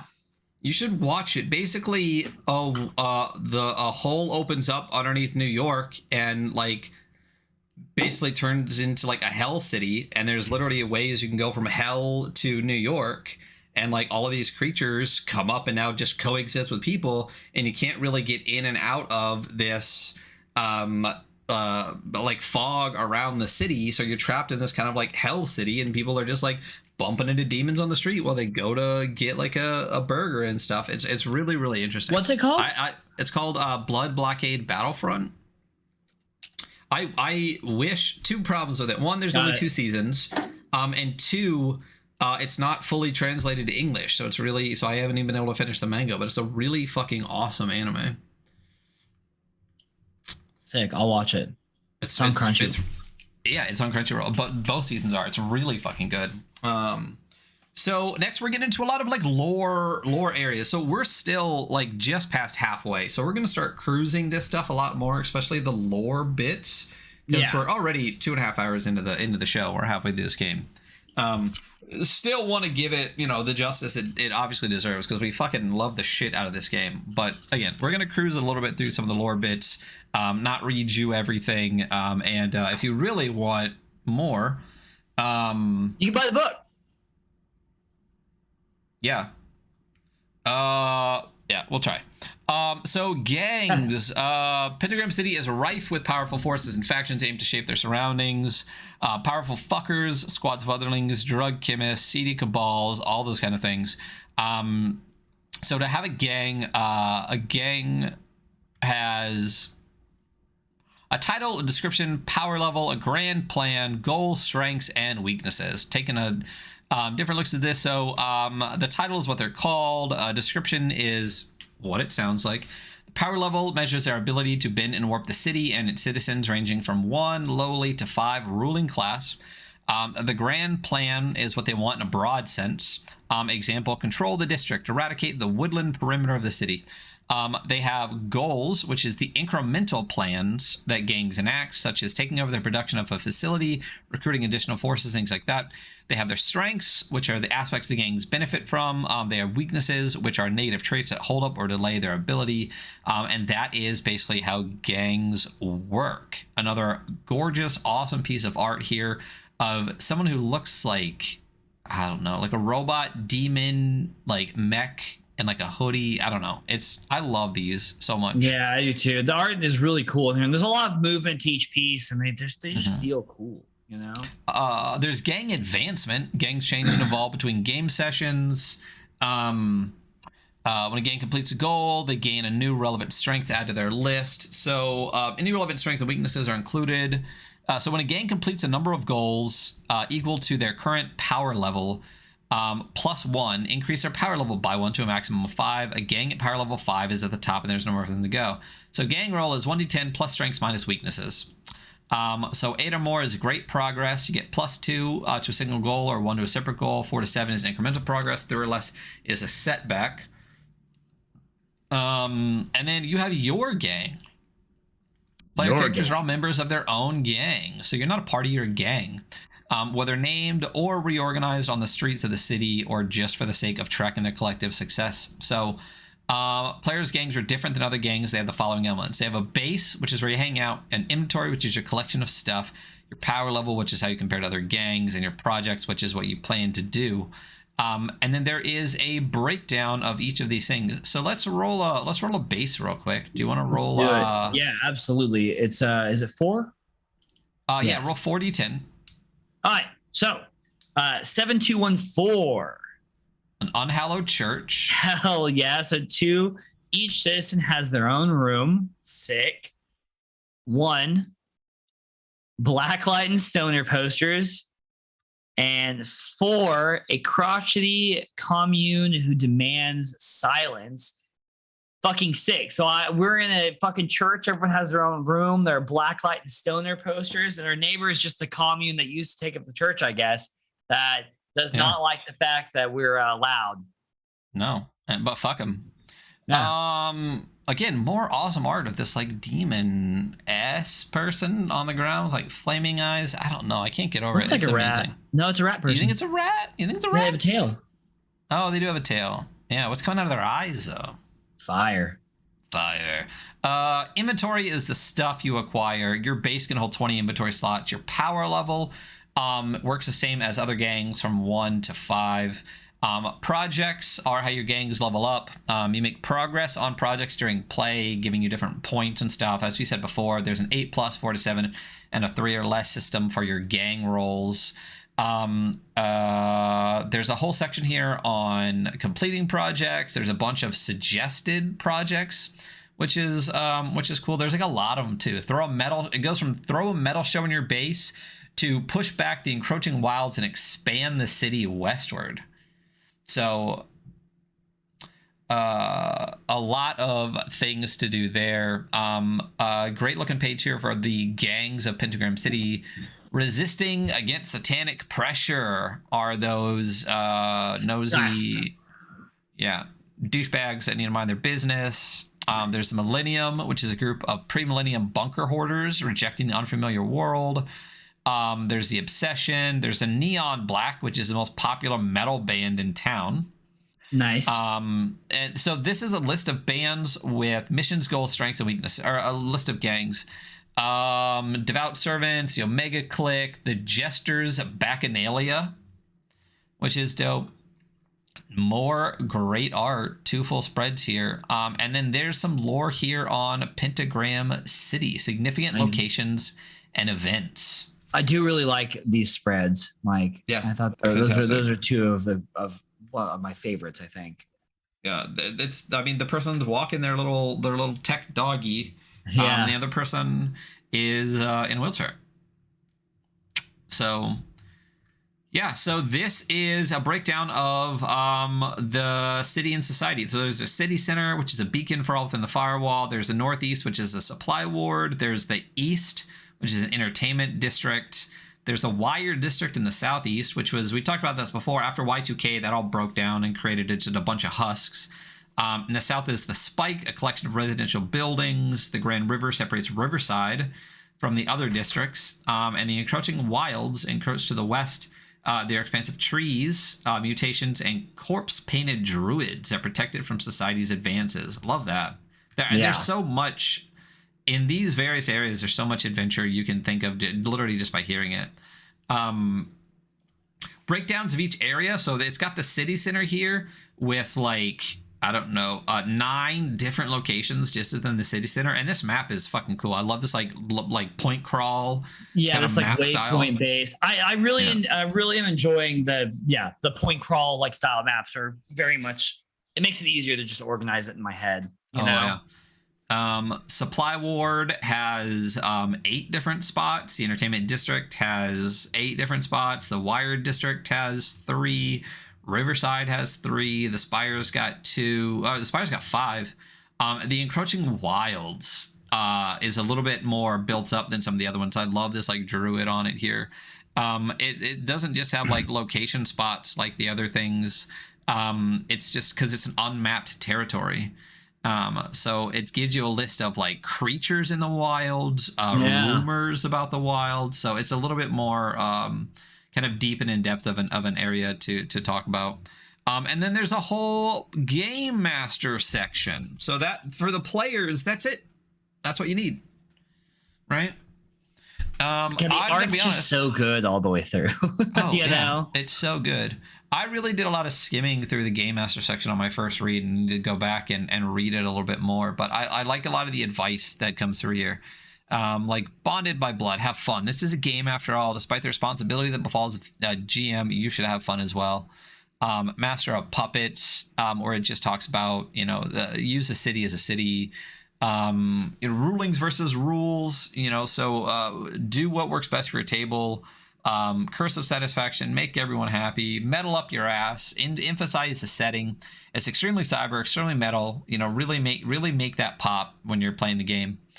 There's a nice little Lucy post here. Successful attacks have an average damage output around 5. So alter enemy charge levels depending on how many punks are in your gang. Don't let it become a drag to beat someone up. Thank goodness. Yeah, it's a good rule. You don't make a more interesting enemy by giving them an extra 100 hit points. No, you make a less interesting enemy by doing that. I would argue that in almost every single case, if your enemy has 100 hit points and it's going to take 50 rounds to fucking get there or whatever, like you're going to make a terrible combat experience. Yeah. It sucks. There's just a lot of stuff here that's like really good GM advice specific to the setting, but it's also just good GM advice across the board. Talking about player death, talking about asking and answering questions, talking about skip the filler, the things that you don't really need to go over, you can just breeze through. A section here about like don't forget your safety tools. Breakdowns on the structuring of adventures, talking about video nasties a little bit. There's a whole section on it, just more examples of things to do. Examples for video nasties, gigs, debts, little shit, like your Verban neighbors starting a band and they absolutely suck, or big shit like the hell pit in the city center is suddenly quivering and growing, dragging skyscrapers tumbling into its dark depths. And then divining adventure. When you can't think of obstacles to throw in your player's path, what gangs they can face, what spells, you can leave it up to fate and your imagination. Grab a deck of tarot cards, your software cards, the junk in the bottom of your tote bag, and what do you have handy, and get creative. Just have fun with it, Some cool examples. This is my background here. I love this piece of art. It's like the chains, off the guy, very chain phase feeling vibe here. And then there's the accoutrements, which is the enemy stat blocks, which are badass because, again, like every single one has like a piece of art. So the Reganoids crack me up. C16, electrical and confused. Remnants of the Hell War, these cyborg clones of the assassinated president, acted as the disposable front lines of Americans' military operations against Hell. Long decommissions, a few remaining bots wander without orders, lashing out at perceived demons and offering their unreliable services to perceived figures of authority. I fucking love that they made just these like confused, like old, weird, racist, like cyborg Reagans that are just like wandering around. Hellhounds, earthen boars, which are giant worms, goons. I mean, they're just great, like a great batch. Yeah, absolutely. It just has it has a very distinct flavor to it that it carries really well for every part of this. All of it, yeah. There's a skill glossary in the back which breaks down like every single skill and like the 3 kind of like tags that go along with it. Yeah. Random tables like crazy. And then I think this goes right into an adventure, right? The Heretical Heart. Yes. Which we don't read on the show. So we don't read. I didn't even read it. I didn't even read it at all. Yeah. Just in case you run it or someone runs it for us. Yeah, I'm kind of on the fence of which person I'm going to be in that scenario. Yeah. And then you got your character sheets here, which I think are really well laid out. Like they're very cool fucking character sheets, Yeah.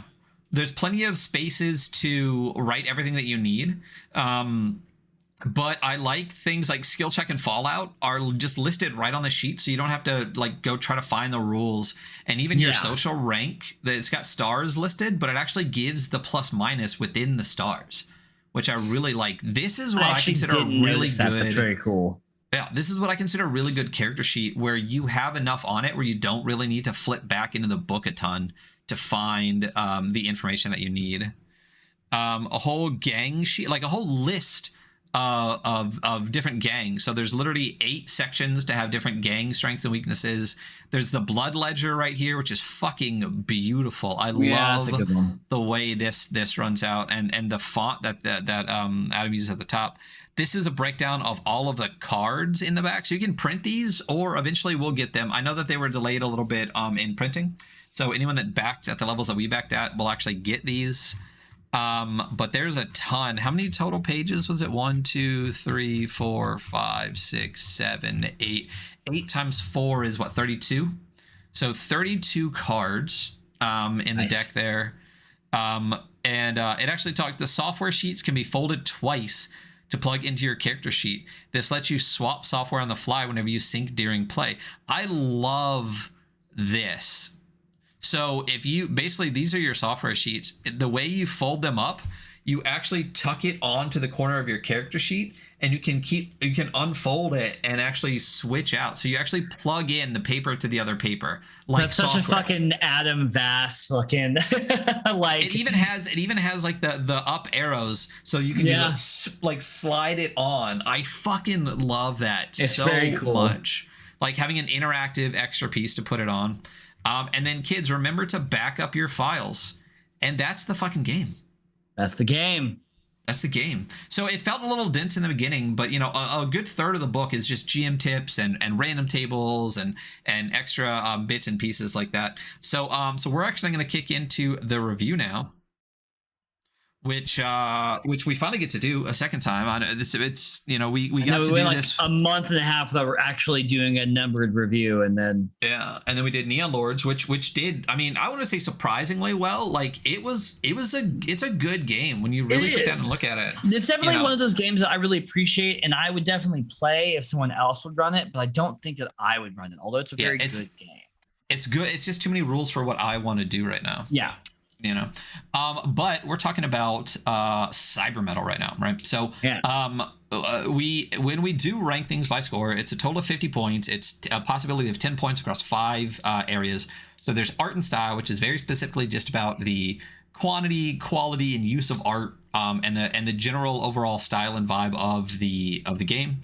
There's layout and function, which is much more about the layout as readability, and do things feel like they're in the correct order. Function is things like having ribbons in printed books, things that help you navigate it more. And in digital, it's about like bookmarks and table of contents and hyperlinks and all those kind of things.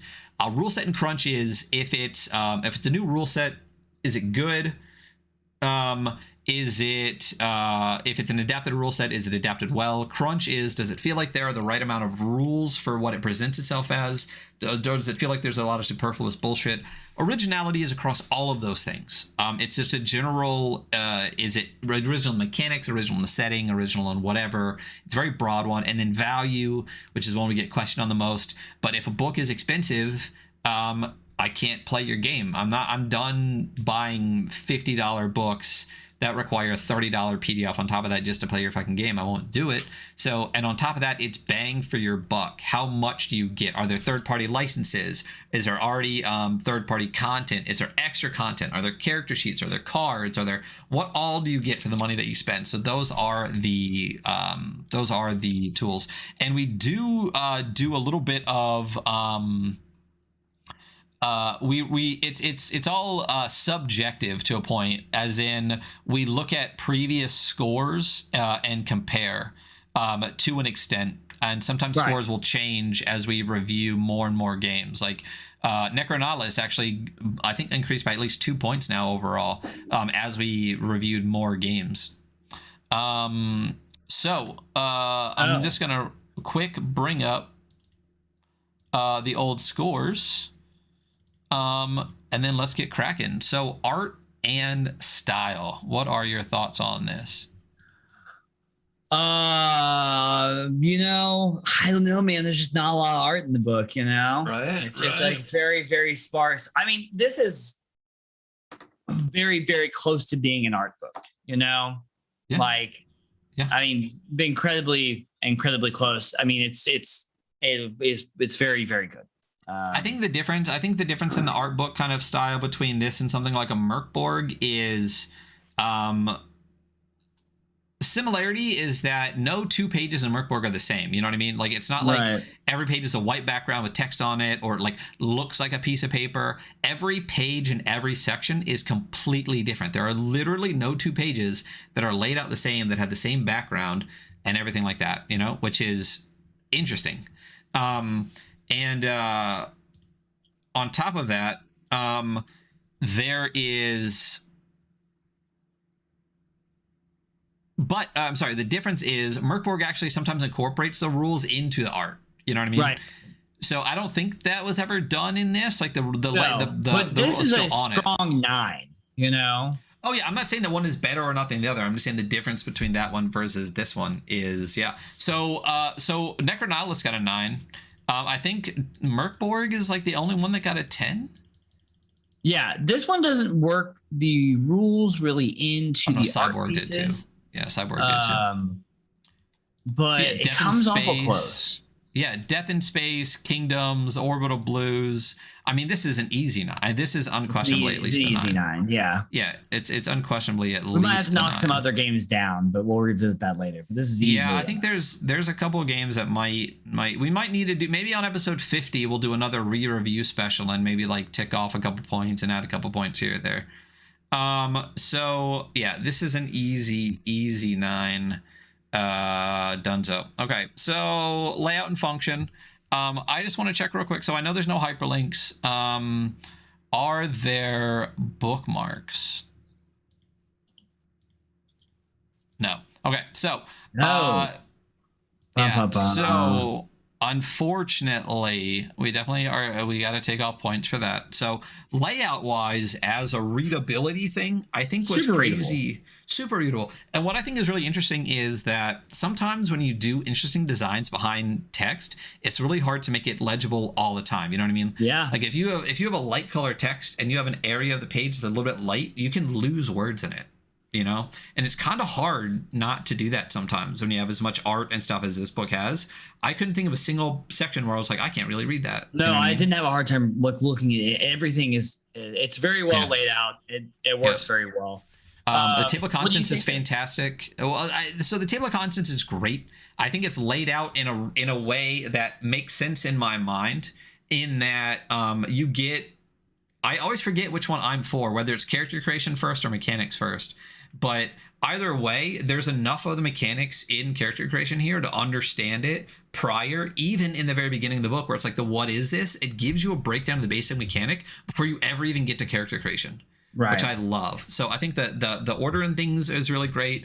The layout itself is really great. So I think layout wise, fantastic. I can't. There's no knock on layout. Function, no bookmarks, no hyperlinks, it's a big no nothing. Book to digitally not have any. And I know, like Adam said, that they were going to go back and maybe add some stuff, and we can revisit it when that happens. But like right now, it's 153 pages with no bookmarks, and I'm like, oh fuck, man. With no bookmarks, yeah, no hyperlinks, no nothing. I mean, because the amount of inline hyperlinks where it says find this on page this, hyperlink there would be amazing. Crazy. So this would be way up there if it had that. I mean, it's definitely not a 10 because that's reserved for Troika. Necronautilus is an 8. I still feel like this is about Necronautilus. Like, I think that was our same knock on Necronautilus, is like ton of art, super readable, layout looks fantastic, but I don't think that one had bookmarks or hyperlinks either. And I think that's one of the knocks we had on that. So for me, I think this sits around an 8 because for layout, I can't give it any knocks, but for a lack of bookmarks, a lack of hyperlinks, I mean, if we want to be picky, like no ribbon or anything in the book, but that's kind of like an extra. To me, it feels about an 8. What are you thinking? I'm okay with that. I was thinking that it's a strong 7 to an 8 with me. It might be a little bit lower than Necronautilus for me personally because it's much bigger. I think though, to me, I think the layout, I think because it is bigger, it's actually more unique. Like each individual page and each individual section, there's like even more to appreciate on it for me. That's where I was going with the 8. Let's go with 8 then. All right. Rule set and crunch. What are your thoughts? I really like it. D100 super clean. The way that it uses multiple D10s in multiple instances, like it's one die all the way through, you know, or 2 D10s, you know, one size all the way through. I mean, also just math wise, even from like a player facing perspective, knowing that it's 100 and so that each one is 1% and you have to roll under like an 80, so you know you have an 80% chance. It really helps inform, I think, the players like the ability to make decisions because the lines are so clear. I really like it. I like the way it uses the fallout die, the damage die. That's my favorite bit right there. I love that. And like I'm working on a thing right now. And I feel like there's a similar usage to the dice where you just roll 2 dice and you can get like multiple things from it. So like clearly, since that's how I'm kind of using a similar thing, I like it. But this, like, you just roll 2d10s and that determines your success or failure. It determines how much damage you do. And it determines the narrative resulting consequences of that, good or bad, all within just 2 die rolls as a basic mechanic. What I love. I love it. I think it's fantastic. Again, nothing is ever going to be a 10, I don't think. I can't imagine a game that we'd be like, this is perfect, and both agree. But how do you feel? I mean, other games that have got 9s in our books are like Into the Odd, Necronautilus, Kingdoms in 12 Years, and Death in Space. That's it. It's literally it's somewhere between an 8 and a 9 for me. Okay. When I look at the other 9s, I think the difference with I don't know, because there's a lot of rules here, but Kingdoms has like 5 different overlapping systems that are all fucking fantastic. It's hard to beat that. But like Necronautilus, we gave a 9 to because it was just the way that system works, and just it's use of memories and words. Yeah. So I think this is an 8. Yeah, I was gonna say, like, when I compare it to Necronautilus, I think I love the system, but it's much more of a system, I guess. You know what I mean? So yeah. 8. Originality. I mean, listen, what I love about it is that it's not a cyberpunk dystopia. Yeah, it's not. It's not. How many utopian, anarchist, like hellscape games do you know? None. The answer's fucking none. Because like when you try to be like, well, like this, but it's like, okay, no, but the firewall of hellfire gives everyone free energy. If you die, you just reprint your body and keep going. The Neuronexus, everything about the Neuronexus. You're like, oh, you can plug it in the air. It's like, well, it's kind of the Matrix, except it's not at all. It's nothing like that. But then throw on things like the blood debts. Throw on things like your meow meow beans. Like throw on like what the fuck is a meow meow bean? Just Google meow meow beans. That's a conversation for later. But yeah, your popularity points, right? Your popularity points, like all of this stuff. The like, name another game that does that. And one of the things too, I mean, bonus points for killing Reagan. And then honestly, 10. You think this is a 10 originality? Yeah, I do. Okay. You know what's interesting is I think the only other 10 originality that we've given out is Adam's other game, Necronautilus. Like, that's literally really the only other game. 10. It is. I don't disagree with you. I mean, even to the point where it's just like, it's like it's not a hellscape. It's there's literally winter. You know what I mean? Like, the subversion of expectations, I think, when it's like, again, like, you think this is going to be terrible, and it can be, and obviously it sucks. But on top of that, like, it is kind of an anarchist utopia. Like, It is. Like, it's just really fucking good. All right, value. So we know that both the PDF and digital are on sale now. So yeah, we got Up at World Champ, right? It's right now it's on sale for $40.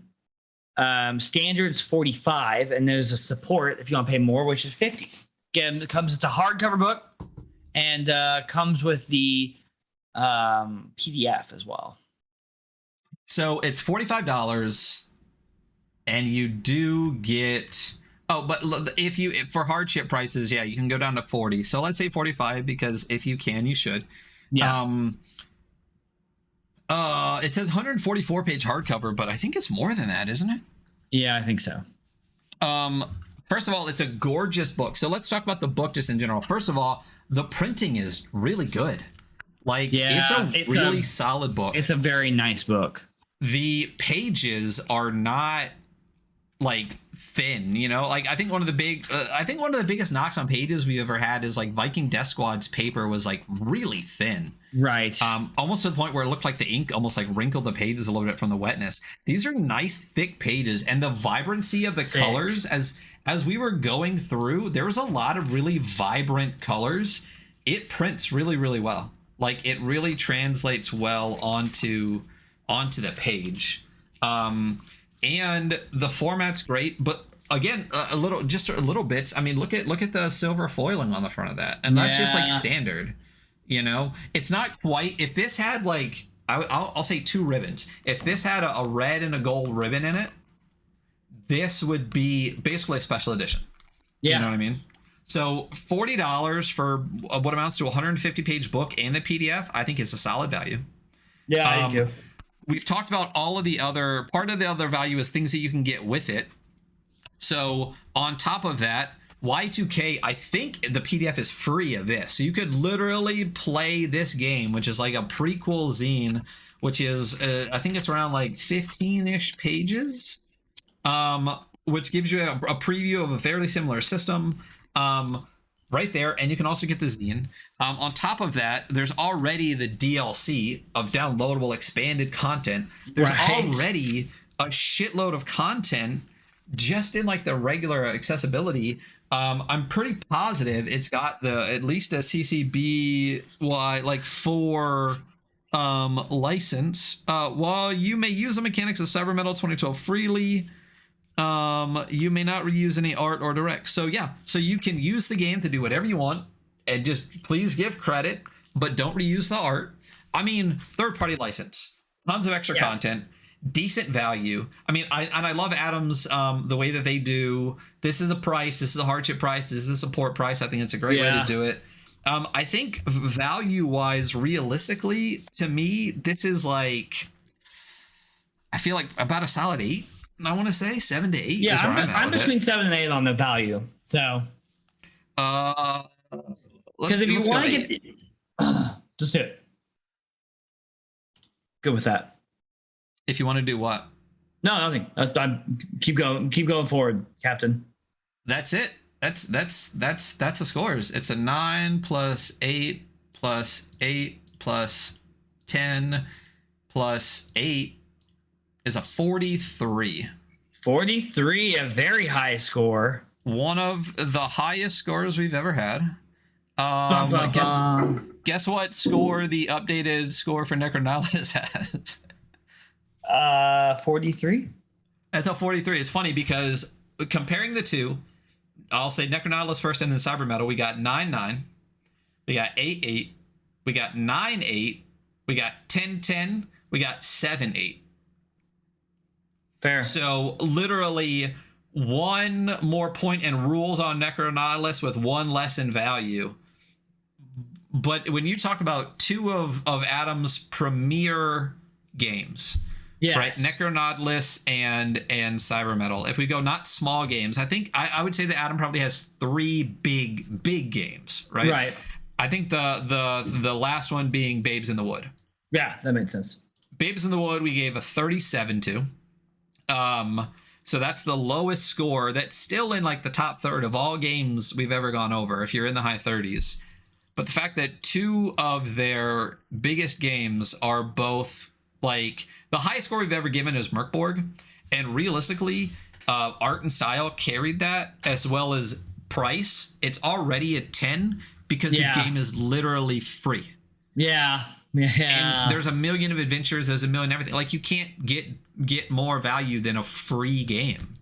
Like, so that's where it comes down to. So if you take the price off of Merkborg and Necronihilus and Cybermetal, and not take value out of the equation, Cybermetal and Necronihilus are 2 highest ranking games. It says a lot about Adam Vass. What it says you should go buy their fucking games because they're really fucking good. Yeah, if you want to buy this game, check it out. You know, where's the website? I just had it up. Oh, it's gotta be worldchampgamecode.itch.io, or you can just go straight to worldchamp.io and purchase this game and several other really fantastic games. And then on top of that, don't forget, I'm trying to drop the thing. You're really doing a good job, Ryan. Go to playroll.com tomorrow. You're going to be able to access Cybermetal 2012 on playroll.com with a custom branded play space, pre-made character sheets, all sorts of stuff, and actually get to rock Cybermetal 2012 right there. It's up tomorrow. You're going to see a really amazing something from Adam, I assume tomorrow as part of that. So go check that out. Go check out all their stuff. Hunter just dropped those. For us, you can find us at the.weekly.scroll on Instagram. You can find us on the tweeters at weekly_scroll. You can find the podcast episodes when I eventually get the last 5 episodes up and out there, on Spotify, Apple, or a million websites that I don't post to. Back us. Go subscribe to our YouTube at the Adventure Archive. We broke 450 subscribers so far. So with our current numbers, we could potentially break 500 by the end of the year, which opens up a lot more, I guess, tools and things that you can use on YouTube, nice. Which is really cool. Jason's excited for that. So do us a favor, if you're listening, go subscribe to the YouTube at the Adventure Archive. And that is our episode for today. That's Cybermetal. That's Adam motherfucking Vass. Just dropping more hot fire. Boom. I'm out. I'm going to bed. Hunter, you're gorgeous. I love you. Have a wonderful day, sir. And then everyone out there in podcast land, goodbye. Bye. Bye.